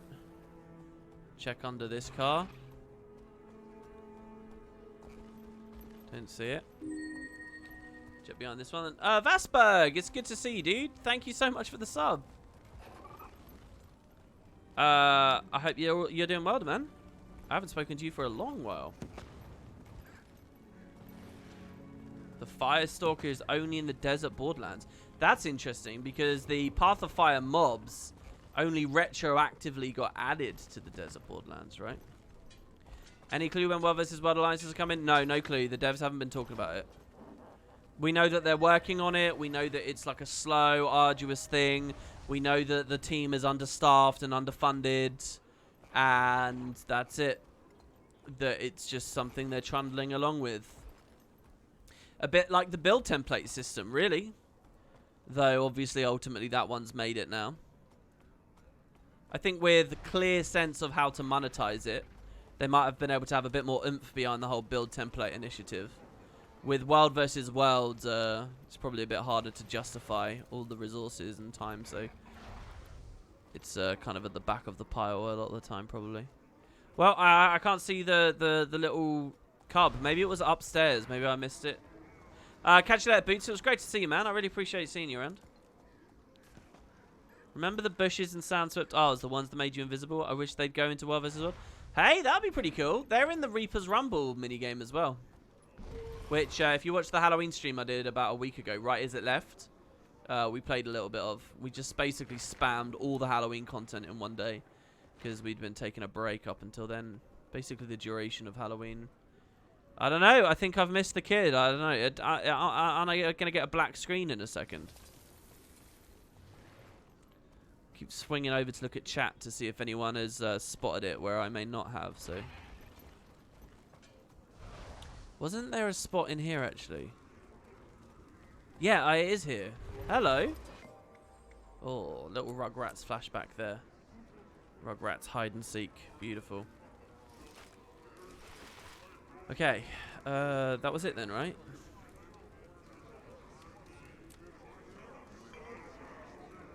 Okay, good. Let's just mouse over this again. Story journal. Bound by blood. Gotta do the daily twice more. Gotta get another 24 Devourer nests. I've got to get this thing, the Ashfall. I'm sure that's just on the TP. Let's see what that's worth at the moment. Ooh. I typed Ashfall there for a second. 24 gold. A chance that we'll get it while grinding for the other things, so maybe I don't worry. 2 more of the shoulders, and then all 3 of these ridiculous head pieces. So that's a long way away, that one. It's interesting to me that this is essentially... Sorry, where is it? This is essentially a rare collection, but they have been too scared to put it into the rare collection area because it is only a part of one Living World release. And I guess all the rare collections kind of have to be, you know, game-wide. Finish in the top 3 for the Crater Circuit one more time. The story thing. Pass 100 torches. Yeah, that was that thing we saw people grinding on. Deal with Angry Char. Serve more drinks. I've opened that vault 20 times. I like how I can count how many times I've opened the vault with this. That's pretty cool. Keep track of your grind. And then, this is the last dynamic event thing that I need. Someone said they were going to camp the event on a previous thing. Alright, I'll leave that Ashfall for now. What do you think we'll get first? Alliances or Guild Wars 3? I think Alliances. Because I'm not 100% on that, but I still feel like ArenaNet is a studio that will only support one game at a time. So, in the event of a Guild Wars 3, whether it goes under that name or not, I just can't imagine them doing meaningful updates to Guild Wars 2 after it's out, you know. I imagine it would be abandoned, much as Quarteria has been abandoned, essentially, and much as Guild Wars 1 stuff has also. Which is, you know, the more indisputable of the two. You might argue that because there's a couple of little bug fixes and things every now and then for Quarteria, it's not abandoned, but, you know, let's be real. Okay. And I will give them credit, by the way. It does still feel like they meaningfully update HOT where possible. I mean, they don't add content to those areas, but they do update them. I'm just going to get some burrows, I think, in the meantime, because fuck it. We got to do them, right? So why not? This build seems okay-ish at killing them. WP, did you see Doombox's Let's Play of Guild Wars? I didn't, actually. That's kind of cool. I didn't realise he'd done one. I reckon he'd be pretty good at it as well. When I set out to make my Let's Play of Guild Wars 1, I did it because I felt no one on the internet had done a good one at all. Like, I felt they were all low quality or they didn't respect the subject material. And I thought there was a space for it, that I could do something meaningful that wasn't done a billion times before I could add something to the world. And I'm very proud of what I've made. However, when I look back at it, and you know, when I made it in the moment, I thought, yeah, look at mine's way better quality than everyone else's. I have better video, I have better audio, I have better everything. So that's what I set out to do, and I felt like I'd done it. However, looking back, I actually see really bad video and really bad audio, and people have like much stronger, better expectations for Let's Plays and whatever. You know, I see sort of sometimes slow and poor commentary and this, that, and the other thing. So when it comes to like someone like Doombox doing a contemporary, or anyone doing a contemporary Guild Wars 1 LP, they can probably beat me now, right? They can probably do it quite easily as well. You know, in the world where it's not 720/30 videos, it's 1440/60. That alone is a big difference, you know. So yeah, that's pretty cool. Good luck to him. Did he finish it already? I guess it depends on the format you go. If you don't try to show everything like I did, you could probably get it done in, you know, 2 weeks. An episode a day. No. Let's bump that up. Like 3 weeks. When you get like a campaign mission a video. Let's see, there's 25 campaign missions. So if you can roughly get a campaign mission an episode, then there you go, you've done it. You've beaten the game in about 25 parts. That to me, a 25-part LP, that's a short LP. This feels pretty good. I like blowing up veterans. Alright, what we got here? You can check the progress of the event loop by checking Erasmus's whereabouts. At Gorick, waiting at Lawn. Shopkeeper at Lawn, away. The achievement is the first part of the event chain. This all reads as like alien language to me. I don't know what you're talking about really. You're talking about the cow thing, right? The special thing. So Erasmus is the event NPC, I'm guessing, and he can be in one of those 3 locations, or one of those 4 locations. All right, so I'll go over there and have a look. Chrysantha says, "Hi WP, I have to ask a question. Did Season 1 kill the idea of the Season 2 LP? No, what? No, not at all. I will be doing a Season 2 LP. I mentioned that in the Season 1 videos. Also, when ArenaNet say expat quality saga, they mean rushed with most cool content cut out like Heart of Thorns? Hopefully I'm just overly cynical. P.S. Some of the Grothmar things is sort of horrible. Do you have the Baroness and the Ultra Grind crazy fans?" No, I don't have the crazy fans or the things, but I've been enjoying these. I just take them slowly and steadily. I think you raise an interesting point, albeit a bit foolishly, and that is the idea that the expansion so far might not even have been that much to write home about. Maybe you felt like POF had big glaring holes, and maybe you feel like Heart of Thorns had big glaring holes. So how is it we should all be so cynical that they can't do that with the saga? I mean, maybe you feel that way. Ada here with a crazy mail. What the hell? Loads of blood?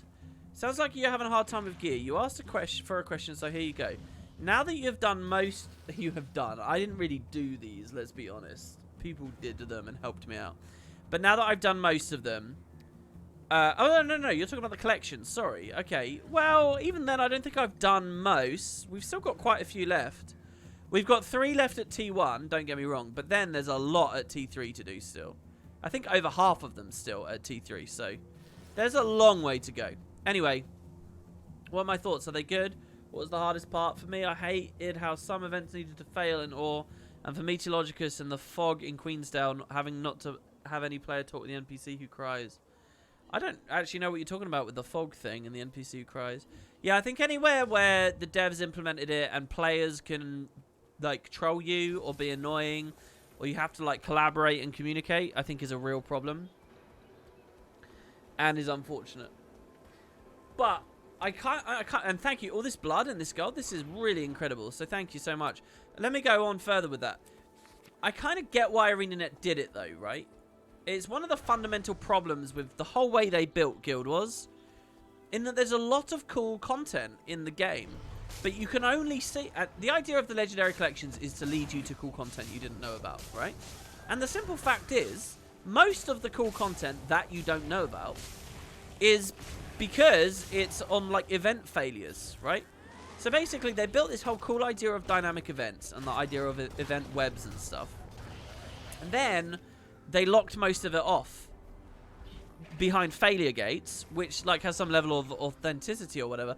But then the actual gameplay itself meant that no one ever failed those events, and the rewards meant that nobody wanted to fail them, so you never saw them. So then they try and add them with Legendary Collections just to give you that bit of incentive back. I get why the devs did it, I really do, but it feels very bad. I don't think this is one of those situations where the community is just being overly whiny. I do think it does feel bad. And it's kind of ironic. It's weird, right? Guild Wars tried to do kind of 2 things at once, I think, when it came out. One of the things it tried to do was innovate with the dynamic event system, right? And create this idea of a living, breathing, moving, like, emergent world. That's one thing they tried to do. And with that, you have, like, events that fail can become other events, right? And we even see a little bit of that in dungeons. Like, you look at, like, COFP1, for example. Even some of it's snuck in there. The idea that the world will adapt and change based on if you do or you do not do. That was one thing Guild Wars tried to do. Another separate thing that Guild Wars tried to do was to make a conflict-free MMO. Where you never see allies as a problem. And... you know, everyone's friendly and everyone likes one another and so on and so on and so on. And that led to all that kind of design, like, there is no resurrection spells. It's all, you know, everyone can res by just pressing F. And no one steals nodes from one another and no one steals kills from one another. And everyone gets loot from everything that they tag and all that kind of stuff, right? And it's kind of funny because I think... we all know how that conflict-free MMO thing went in the end. It put walls and training wheels and kid-friendly gloves on everything, and so much padding and so much foam everywhere on the game that you don't really interact in any meaningful way socially in Guild Wars for most players ever. You just kind of wander around spamming your skills and you don't interact. Like, one of the most profound things about playing WoW Classic for me, and again, I really hope to get this video out for you guys, one of the most profound things is how you would think in a game with kill stealing and it's really aggressive there and having to party with people and all that kind of stuff, you would think you'd hate everyone and that would be really annoying.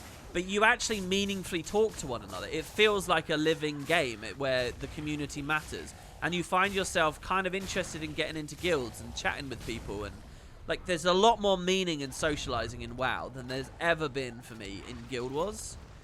And it's because of the training wheels. You know, they basically just boil the essence away from why I'm in an MMO in the first place. And that's something that I identified, you know, in the earliest days. That whole, I described it, diagnosed it as playing alone together. That's how Guild Wars feels to me. And I've heard many people use the same phrase in the years subsequent. So, so there's that side of the social thing. And it's kind of ironic, really. It's kind of sad because I love the whole, like, emergent, living, breathing world. But the kid gloves got in the way of everything else. So what kind of has happened with Guild Wars is really I think we all want to relish and appreciate the idea of special content when an event fails. But because of the way Guild Wars is built socially, no one's equipped to ask favors of each other. No one's really looking at the chat log as much as they are. No one has much compassion for one another because they've never had to embrace one another. They never talk to each other. They never do anything. The game is just, it's all strictly just press your skills and get gold rewards. That's it. So when it comes to, oh, I need to fail this to get my legendary collection done. And don't worry, you'll get pretty much the same amount of karma and the same amount of gold and the same amount of experience if it fails. But I really do need it to fail. Can we do that, please? No one wants to give you the time of day. Everyone's just kind of assholes. Everyone's really quiet, non-responsive. You know, might not even have chat on in the first place. If you guys have experienced that when you're doing those legendary collections, it's like ArenaNet want you to see this cool secondary route for the dynamic event. But someone else is doing the event there.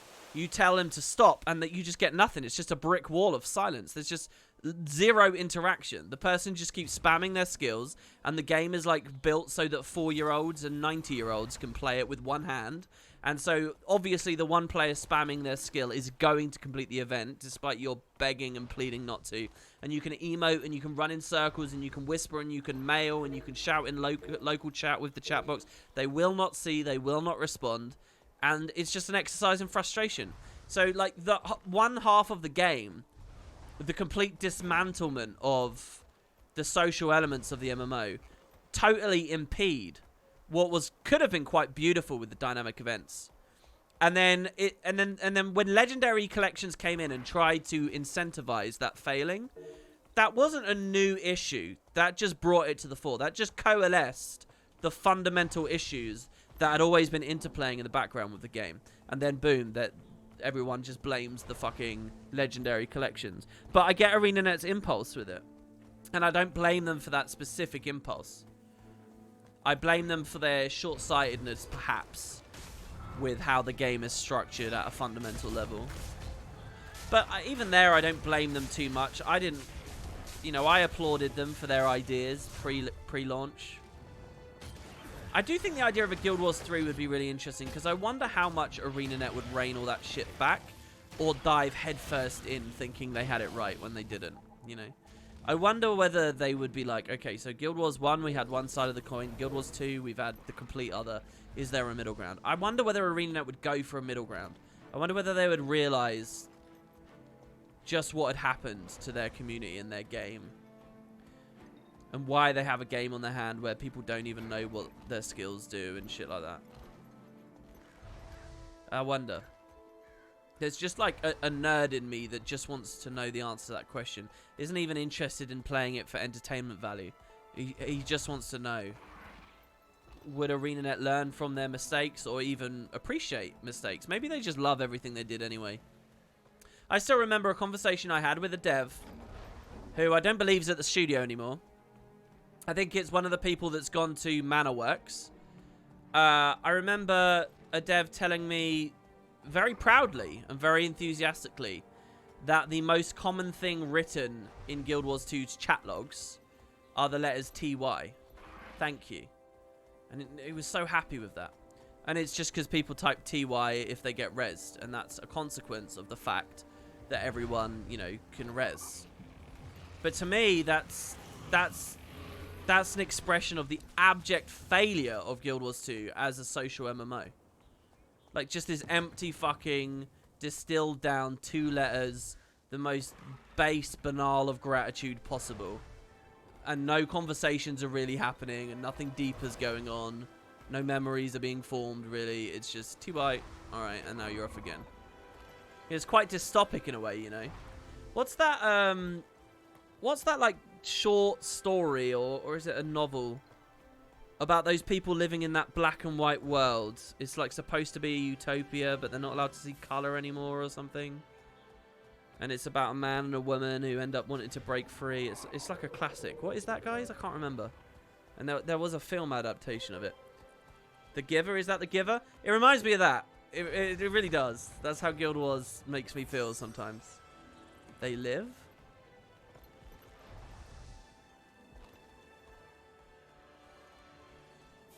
I actually hate WP's ability not to be able to read anything from when he monologues. Well, why do you hate it, man? I don't know.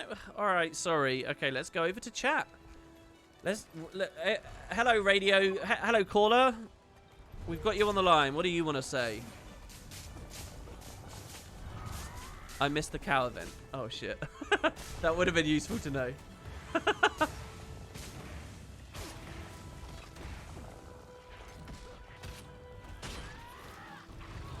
While you're talking about the whole people spam skills and ignore everything around them, I think someone was trying to make you do the cow event. Yeah, that's different though, guys. I'm on a soapbox, alright? Do you not understand? I have all this profound commentary to divulge. Don't you get it, alright? That's more important than just grinding karma, okay? In the Straits of Devastation and Malcor's Leap in Launch Guild Wars 2, alright? There's something more going on here, alright? So I'm excused.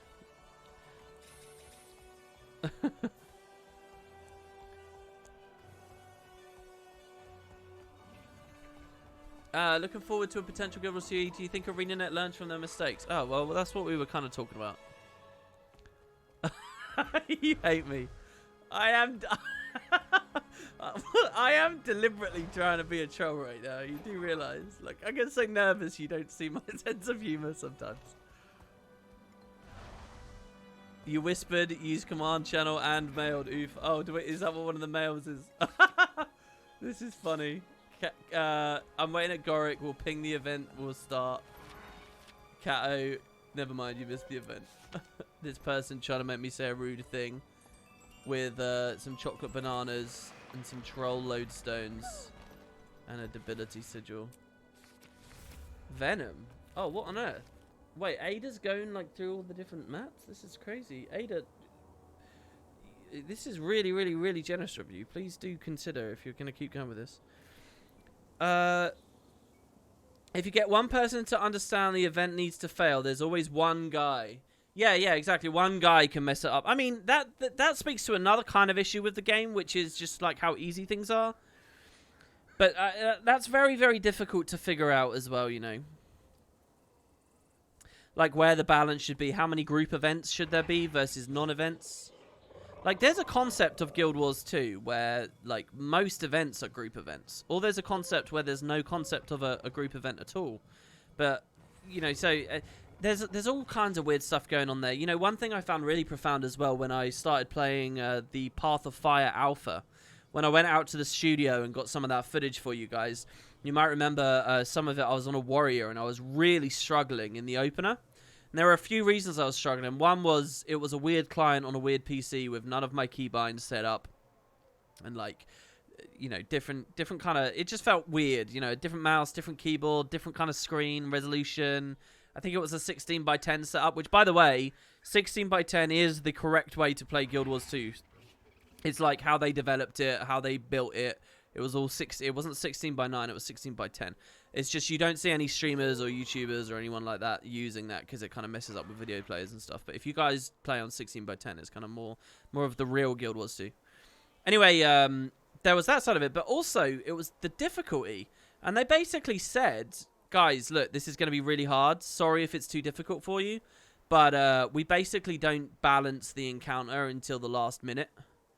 And I always found that quite interesting. I'm kind of heavily paraphrasing there, but the impression I got, and this was a very strong and very clear impression at the time, although I can't directly quote it back to you, was that they were very cavalier and flippant about the difficulty balance. That for most of it, it was just kind of like, that's an aside. That's not something to pay attention to.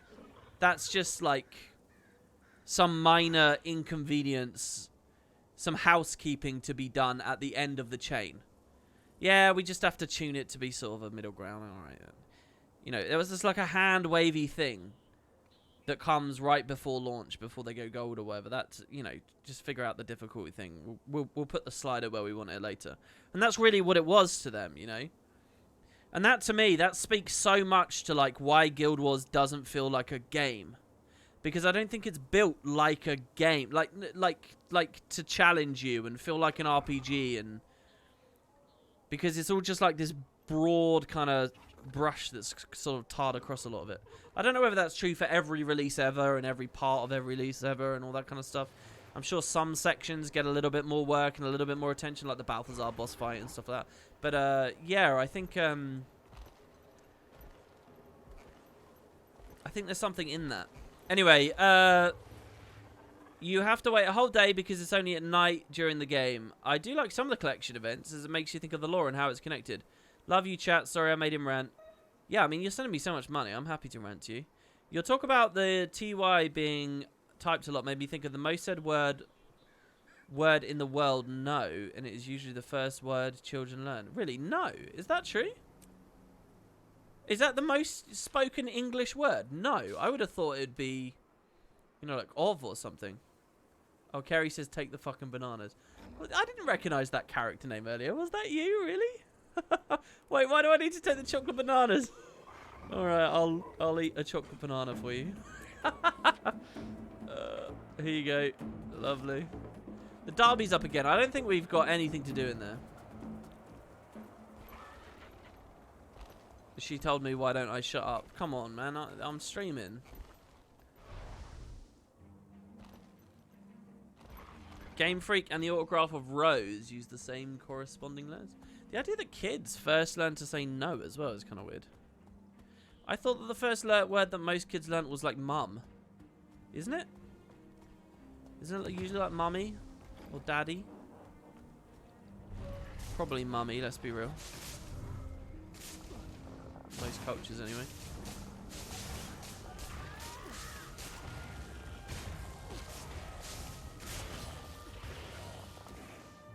That's why the roller beetle races feel so good. Balance is woven into the design of the races. Yeah, it's not like an afterthought. Yeah. Shush, stream quietly, you have two mums. What do you mean I have two mums? Who's my second mum? Not all kids have mums. Yeah, no, I know, but in general. No, it's no, because we usually start teaching them things not to do, like no when they put something they shouldn't in their mouth, or reach for something that they shouldn't. Oh, I guess that makes sense. Also, it's a monosyllabic word, and very clean. Let's see if chat can name how many parts I need to send. Won't send money anymore, as I just realised you might not be able to take all of it. What are you doing, Ada? This is crazy. Okay, the bones now? Nope, that is what parents want, but it makes sense. It's the word they hear most often. Well, there you go, yeah, we just heard a chat. Thank you, Ada. Ada, this is lovely of you. Yeah, I guess that's true. It's pretty shit being a kid.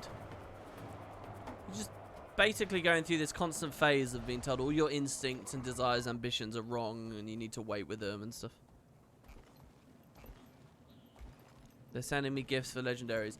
Yeah, I appreciate that. I realise that this is for the last few legendaries. This will help with the Gift of Fortune. Or the Mystic Tribute. The new version of the Gift of Fortune.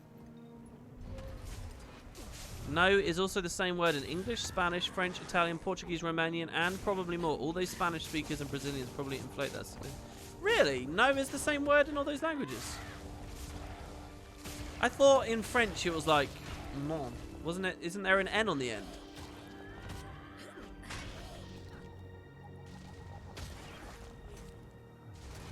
And in German, isn't it 9? Oh, you never included German on that list though. Yeah, no, see, like, I'm not totally ignorant. There is an N on the end in French. Wow, I was wrong. Okay, laughing my ass off. It's like, what? You just said that. You just... Dude, that's the epitome of the fucking internet right there. Yeah, it seems like it makes sense. Let's tell everyone it's a fact. There we go. Brilliant.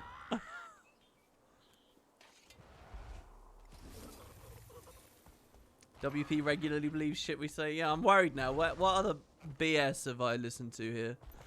Gotta be careful of jiu-jitsu now.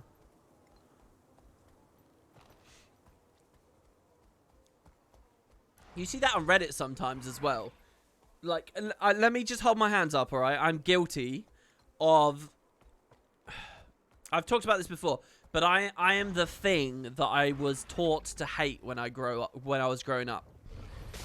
You know, everyone's always so rude about like the short attention span of newspaper readers and prospective book buyers and whatnot, and the whole just all you want to do is read the headline and you'll make your judgment from the headline.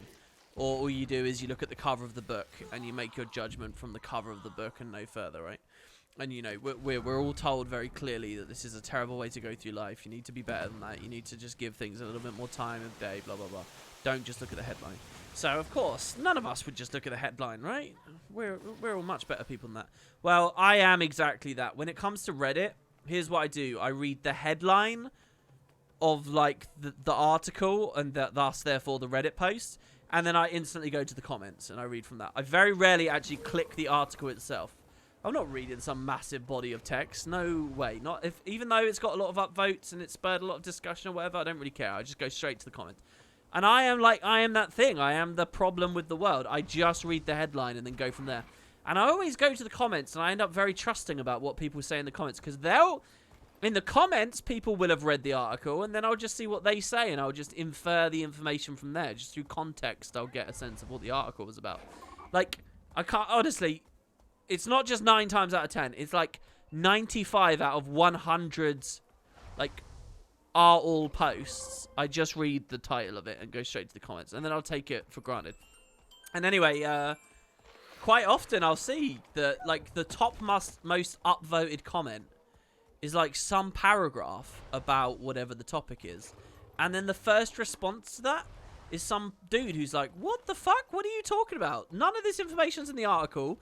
None of this is mentioned anywhere. Did you even read the article? And what's happening is there's so many people like me that basically someone goes in, makes up some complete bullshit that has nothing to do with the article, just jumps to a bunch of conclusions based on the headline, posts it as a fact-based comment, and then everyone instantly upvotes it as well. All the other people just like wood and potatoes, just like me. We all think, oh, that makes sense. It all gets upvoted until finally someone who's actually taken the 2 seconds to read the article comes in and says, what the fuck is going on here? None of you have read the article. None of you know what you're talking about. Like, what? And it's kind of scary, actually. I see that all the time. It's a little bit like what just happened in our comments there. So you just look for a TLDR. See, I hate TLDRs. I really do. And yet, I sort of play into them. Like, I get annoyed if someone's like, TLDW, question mark? You know, I'll put like an hour-long video about the importance of... or like a really good one is the Zero to Hero thing, where I did that video. I can't remember how long it was in the end. I think it was like an hour-long video summoning up the 40-hour project or whatever. So I spent an hour talking about what I felt the most important elements of a 40-hour-long project was, or whatever the numbers were. It was a long project, right? And the comments are always like, TLDW, dude, you talk too much. Dude, just get to the point. All those kinds of things, but especially like the TLDW. I was like, fuck you, I put some effort in here. Watch the fucking thing. No, there is no TLDW. It's a bit like the timestamp thing as well, you know. Oh, can I just have a timestamp for the tiny bit I'm interested in? Fuck you, watch it all. A little bit like that. But then I just read the head, so I'm the dirtiest of hypocrites. The worst of people. Dude, we've cleaved a lot of these burrows now. How many have we got left? I'll be happy to be done with this soon. Let's have a look. Pest control, 7 more. That's all. There's a TLDR bot. I've noticed there's a pretty big Reddit bot making the rounds at the moment, which is a repost bot.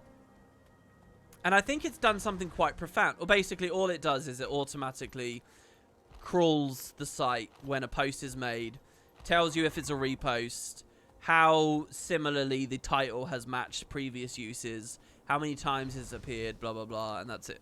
That's the whole point of the bot. Anyway, it's so prevalent, it's there all the time.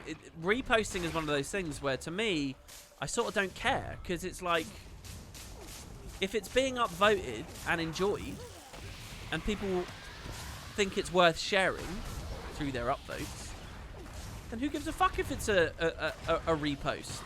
So what? Some fucking nutter that does nothing with his life except sits on Reddit has seen it a couple of times before.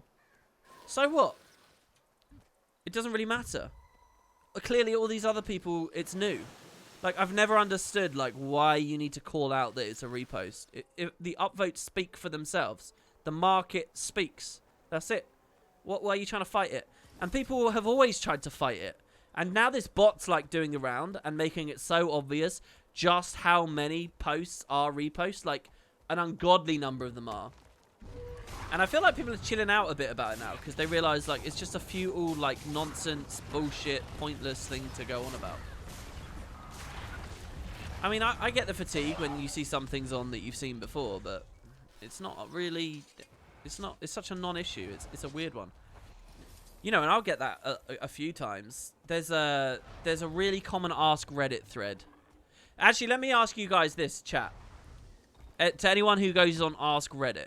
What is the most common Ask Reddit, do you think? What is it? What's the most common Ask Reddit? I'm sure there's a real answer to this. I'm not going to give you a real answer, but I'll give you my perceived answer. Only that when the repost is claiming it was them. Well, I think for that to matter to me, I'd have to care about karma. How do I hide a dead body? You think that's the most common one? That one is pretty... Yeah, that one is pretty... I don't want to say standard, but I've seen that a few times for sure.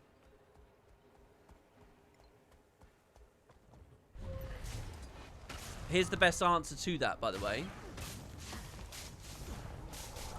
So what you do is you've acquired a dead body through whatever means. I'm not going to question it. This isn't an ethics seminar. You have a dead body. You want to get rid of it. Here's how you do it, okay? You send an anonymous tip-off to the police and make sure it's anonymous, all right? Saying you think the body is in X location out in some field somewhere, some farm or something, right? You say it's buried under the dirt, blah, blah, blah. Good luck, go find it. The police go out there. They dig in the ground. They search, they search, they search. They don't find the body. Why not? Because the body's still in your freezer or whatever, right? They're like, damn it, we can't find it. The tip-off was a bogey. It was bust, whatever. I guess we got to move on. So the police leave, right? You sneak over to where they were digging, and you put the body there underneath after they've left. Now, they're never going to go back there because they've already checked. They've already seen the place. And they won't be suspicious of the loose turf or anything like that. And there you go. They'll never find it. The one place in the world that they think they've already checked. And there you have it. That is an answer I've seen to that before. Very recently. Like 2 weeks ago. Okay, the is the most typed word, not said. But newspapers are meant to be 6th grade reading level. I love headlines, and in school I learned to skip. YouTube actually helped me with reading and too. What? Have you had an aneurysm while writing this? Or have I had an aneurysm while reading it? I love headlines, and in school I learned to skip. YouTube actually helped me with the reading and too. Interesting. Ada, thank you so much. I feel a bit weird. This is an awful lot of money you're sending here. Is this a clever mail? What am I missing? It's a very meta mail. Is it because you skipped some words? There should have been a line here after skip. Oh, being a dum-dum. Alright, here's what I think the most common thing is. I see this reposted all the time. Like, literally last night I saw it again. This thread comes up. You know, there's that whole, like, everything's a simulation, right? So if you see something on the internet keeps coming up over and over and over again, it's like the simulation is trying to get you to click it. It's trying to get you to read it for some reason, right? I have this feeling about this, right? It's an Ask Reddit thread that constantly comes up, which is basically saying, has anyone else ever been trying to get to sleep at night, and then some, like, old thing you did that made you cringe, suddenly you remember, and now you're cringing again, even though it's completely irrelevant, and you can't get out of your head? Does anyone else get that? Does anyone else? That or variations thereof.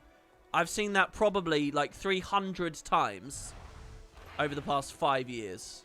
It comes up again and again and again and again, and it's crazy to me. I like always see it, but you know, I would never go into the comments and say, "Oh, this is a repost." Does anyone else is usually the worst? The answer is usually yes. Of course it is, yeah, for sure, yeah. Does anyone else is just rhetoric, though. You get that, right? Like, I used to get annoyed by the idea of does anyone else, because it's like very arrogant and it's very ignorant to believe that you genuinely are the only one that's experienced a thing. Like, how fucking stupid and egocentric do you have to be to genuinely believe that you've had an original thought? Like, especially one as banal and mundane as the bollocks you see on there. That's something that's, you know, has as widespread enough appeal to get you a lot of karma on Reddit is not going to be that unique, right?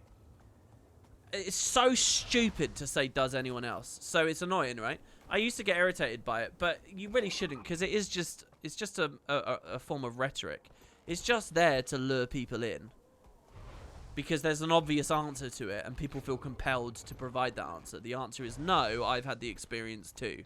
You know, so it's just, you know, it's just a little tool. It's just a trope. It's just a trick of language people are using for argumentation and engagement purposes. Whether they know that they're doing it for that or not.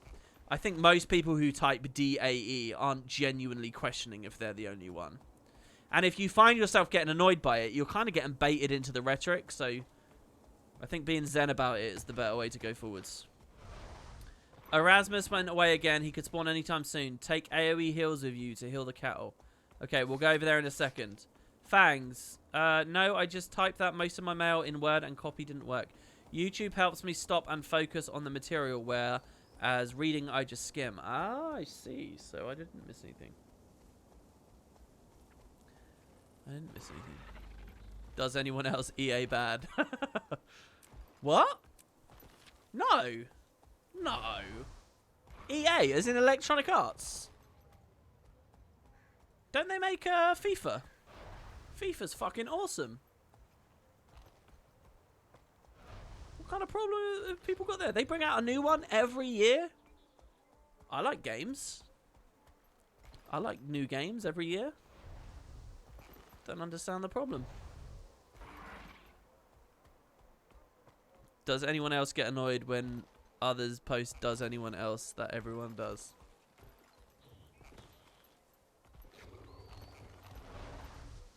Yeah, I like those little ironic meta things.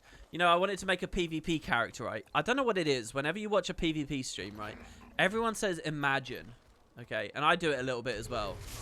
It's like one of those little, like, you know, little popular comments to come up with. Imagine thinking you're good at the game. Imagine playing Dragon Hunter unironically. Imagine actually trying in an MAT. You know, imagine. I kind of want to create a character just called Imagine Saying Imagine. I haven't quite got there yet, but that's on the list, unless someone steals it from me. I like that character name. I just haven't thought of what class it should be yet. Or what build.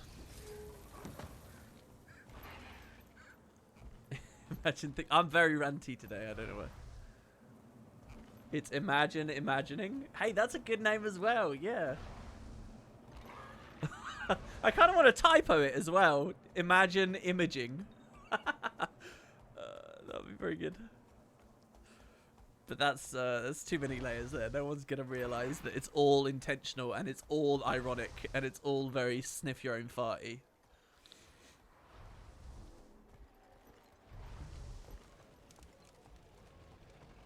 Imagine making a character name just for spite. I know. But I enjoy every level of like how just angry and bitter and stupid the whole like exercise of making a character like that would be. I think it's funny on every level. And the more stupid, the more funny it is to me. I love this little quag in here. He's so cute. Look at him. He actually makes a happy little noise as well. Do you guys hear that? Imagine copyright. Brilliant. Ada, give me a more substantive question here so I can give you some more value out of all these items. This is insane. Thank you. I don't know what more to say to you except thank you. Like, this is completely unprovoked. Just a ridiculously generous, kind moment. Okay, so I'm waiting here now because I want to get this event. Oh, wait. What's our... Pet? We need one more burrow, and then I'm going to come to the event, all right? I want one more burrow, so let me just try and find one. Hopefully somewhere in the area. Imagine saying imagine is too big. Mr. Fantasia, did I just disappear in the middle of a conversation with you the other day? Because I wanted to say, I don't remember where it ended. I just wanted to reassure you, if you wanted to come play, then the door was still open, you know? It wouldn't be weird. We're kind of still just missing out on people, you know? People don't sort of stick it around for that long, so... If you want to, yeah. I mean, we got time, we got space. There'll be nothing weird about it. Substantiate is starting to sound like a Harry Potter spell. You guys have really attached to the whole substantiate thing. Now, I don't want to provoke any kind of, like, montage here to prove me wrong, but I really don't think I say substantiate that much. I think I have unironically told people to substantiate themselves. Maybe, like, 10 times, tops, over master.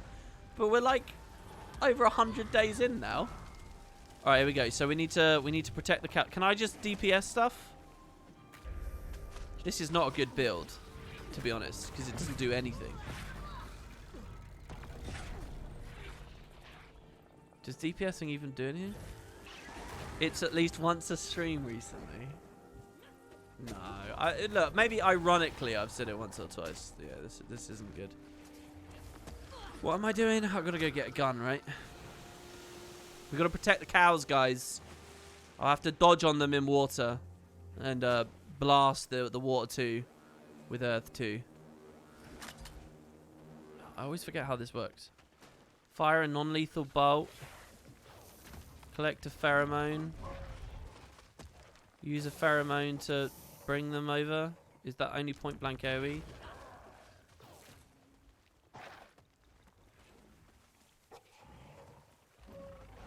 Good. Into the portal you go, my friend.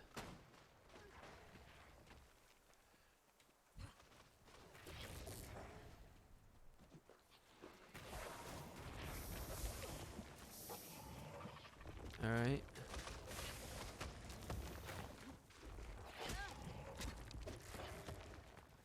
Go.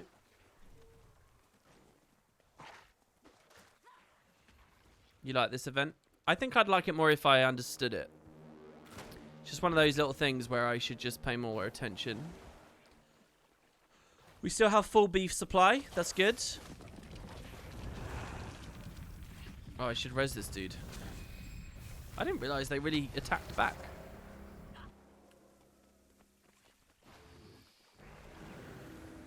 The end game in Guild Wars 2 is to protect Doliak and cows and escort them everywhere. Well, I mean, maybe if you're a wild versus wild player, I don't think that's too crazy, right? Oh, some of these cows are definitely a bit low. I'm going to heal them up a little bit. Should put Arcane Brilliance on or something. Shit. Maybe we just put a staff on for now. No, I don't want Lahar. He's so low. No, I'm in combat. Oh, I can blast with the 2 now. Oh, we got it just about. Get rid of the Devourers at the farm without losing a single cow. Carried. Thank you, guys.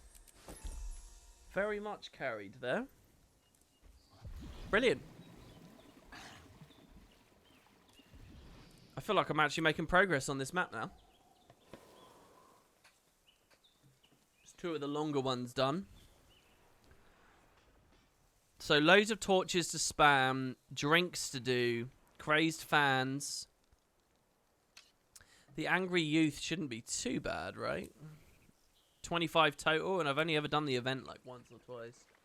And I'm already at 10. And there's just a story one, which is just going to be a little bit irritating.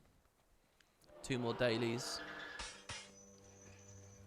What's the best character name I've ever come up with?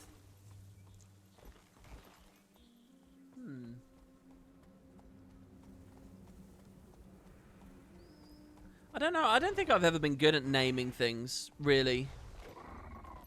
Like, my Guild Wars 1 character naming trope was, like,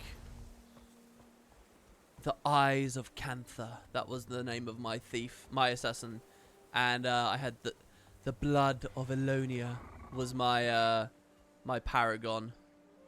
That's what like 15-year-old me thought was a cool name. And I don't think it's a very cool name.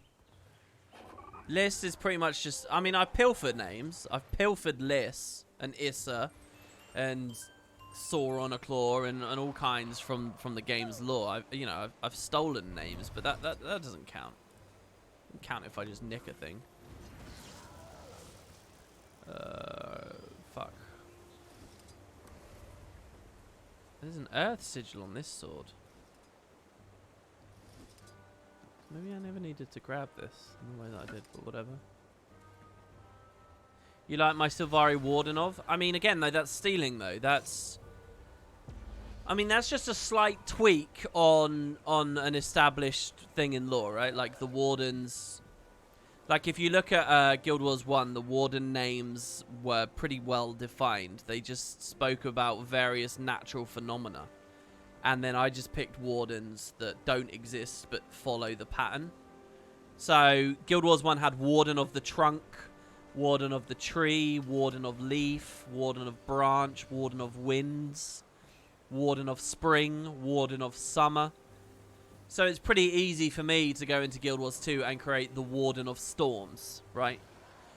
And say, alright, that can be a fresh airily. Or to create the Warden of Autumn, or the Warden of Tides, or the Warden of Tremors, you know. That's not really creativity from me, I don't think. Not truly true creativity. It's weird, right? Because I remember, probably up until I was maybe 15, 16, something like that. I remember it being at school and being given advice on how to be creative a lot of the time by like teachers and stuff. And they talk about like reading newspaper articles for inspiration, or like there was all this advice about the pursuit of inspiration, right? And different places that you could deliberately go to have experiences to draw from. I remember being at school and hearing stuff like that and thinking, like, this is so pointless. What the fuck are you talking about? I don't need any of this. If I just have things I like the sound of and things that I just make and just... And there was kind of that childlike, pure creativity in me. Do you know what I mean? But I think that does go away, or did go away eventually. And now I feel like that's good advice. Now I look at everything they were saying and I'm like, yeah, that's really worthwhile. But at the time, to me, it just seemed pointless because I was never short of inspiration when I was young. It was always easy to just put a pen to paper and, like, just draw a monster. You know, just create a doodle. Just if I was feeling arty or whatever, just draw a dragon with, you know, 5 heads and this, or, you know, it's got human hands or what. I don't know what the fuck the thing would be. But it's easy to be creative when you're little, I think. And that just always seemed, like, so needless. And now it's like, that's entirely how I operate. I feel completely bereft of true creativity. I just, like, pick and choose shit that I like. Like, if I was going to do, if I was going to write some, like, epic sci-fi thing, I can almost guarantee that it would mirror, in many ways, a lot of stuff I love about Deep Space Nine, or loved about Voyager, right, or whatever. It would basically just be, oh, I loved this from this movie, or this thing. Like, again, at the moment I'm watching through Scrubs, right? And in the current season, the main character is just like his life is like fallen apart, right? And they treat it as a big joke and stuff. But there was a cool like little montage in one of the episodes where he's like looking on where everyone's getting married and everyone's happy and they're all like getting on with their lives and doing things, and he's just sort of standing at the bar and he's got nothing going on. And he's quite a good actor for pulling like a forlorn, like lonely face. And he's sort of sitting there and they're doing like their cheesy musical montage and he's looking at how everyone's lives have got so good now and his is just like rubbish. And I saw that and I was like, man, that's really cool. And I thought, do you know what? I'd love to write a sitcom or something that just destroys the main character over time. And it's inspired by a specific scene on a specific thing that I saw. You know, so I don't really feel creative in any way. I just sort of steal stuff. And I wonder whether that's what it all eventually boils down to after you hit a certain age. It's moments like this that makes people think that I'm old, right? But yeah, I don't know. I remember very clearly, like, never... And there's a weird thing though, because when I was little, I used to, like make games or imagine and like write silly little design docs for things. And you wouldn't really. Maybe it's just that when you're really little, you don't realize what it is that has influenced you. Because maybe looking back at a lot of that stuff, it's like, well, okay, clearly this wasn't creative or original. This is just fucking Tomb Raider with a different name, and you don't realize it, but that you're literally just copying Tomb Raider, or you're literally just copying Final Fantasy with this idea, or you're literally just and the difference is you were never truly creative. You were always just like monkey see, monkey do, make a monkey out of me and you, or whatever the saying is. It's just you were too stupid to realize it when you were a little kid, and now you sort of get it. So I don't know which one it is, but they do say that some people like idolize kids, don't they? They think that a child's outlook on the world is like the pure, like the real creative and stuff. I don't know what I believe. Monkey see, monkey do is a great character name. Someone's got that. Is that you that's got that? Yeah, so there you go. Paraduction says, don't sell yourself short. That's what everyone's doing, whether they realize it or not. Building on the collective creativity of mankind is a beautiful thing, though. Nothing to be ashamed of. Yeah. I don't know whether it's a shameful thing either, actually. Maybe you're right.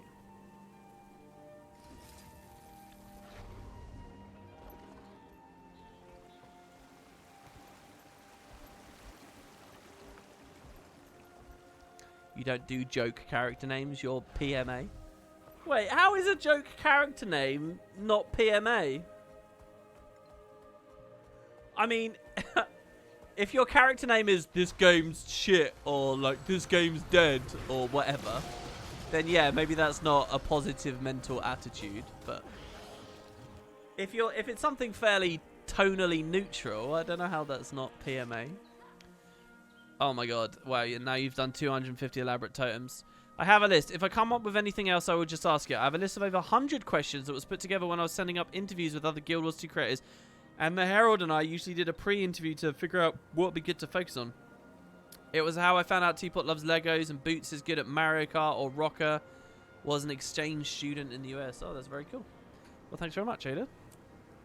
And we can now get a gift of fortune, I think. I'm pretty sure that was all the stuff. That's super generous of you. It's like the get good thing. Better Call Saul pretty well destroys his life at every turn. Well, okay, yeah, I think what... well, let me read your full message first. I remember I kept watching, hoping he'd finally catch a break, and his luck always just went from bad to worse. Yeah, but in a way, he also kind of brought it on himself. I mean, that show was so good, seeing the interplay with him and Chuck. Oh, man. Peter Gould, what a god. The thing, though, that I kind of was inspired by with the Scrubs thing is I like the idea of a character that, because it's a sitcom, it kind of has this light-hearted tone over everything. So you can actually be rooting for a bit of an asshole, you know, and a bit of a negligent person, and a bit of a mean-spirited person, and a bit of an arrogant person. And it doesn't really matter, because all those negative traits are brushed aside in service of the joke, you know, and that, like, face-forward entertainment value. Like, that's what sitcoms often do. You don't really judge the characters with a lens that you might judge someone in the real world. And I like that idea of having a sitcom with a character like that kind of, I guess, a bit like, you know, the Better Call Saul Breaking Bad thing, a little bit, where you're basically debasing the main character as time goes along. But I think you could be a little bit more subtle about it with a true sitcom. And you could sort of bring it to the front and, like, crystallize it in a kind of a heavier, more sudden way. Where, yeah, you're just kind of coasting through with the character for a long time. And it's all easy breezy, even if they're not very nice or they're not doing the ideal thing. And then you have this sudden moment where they're, like, looking around and they're like, fuck, I'm not in a good place, and I deserve this. I deserve not being in a good place. And it's kind of that horrible, like, gut wrench. I think there's something cool there. And I think basically you can hide serious things under the surface if you're playing with a more comedic kind of genre. And that's what inspired me. You know, if you look at, like, what Vince and Peter and stuff did, and the whole Breaking Bad verse, that's obviously not that. I mean, to a certain extent, that is that, and I'm sure that's why you got Bryan Cranston as the main character there. But it's more blatant than I think what had inspired me. Anyway. Neil Patrick Harris's character gets that a bit in the finale of How I Met Your Mother. I've never seen that, but I've only heard people hate the finale of that. I don't really know what the situation is. It was a show titled around a thing that ended up. They made it quite banal. The answer at the end was a boring, like, nothing answer, wasn't it, or something? And people kind of hated it. I wonder if the ending of that is a bit like The Sopranos, though, where it's not actually a bad ending. It's just a discussion-provoking ending. And I will fight anyone who says the end of The Sopranos was bad. Oh, Ada, I love getting creative ideas from different things. Cooking streams have great angles, or a car. One's trying to transport you to another way of thinking. There's a Guild Wars 2 creator who's made a travel vlog and describes the food he had. Oh, and that's a sad idea that everything's been done. Stop thinking like that. There is this actor idea of taking the same joke and changing it up for themselves. That's what the real creative comes from. Yeah, so do you guys think that all creativity is simply augmentation? Do you think that there's anything deeper than augmentation in creativity?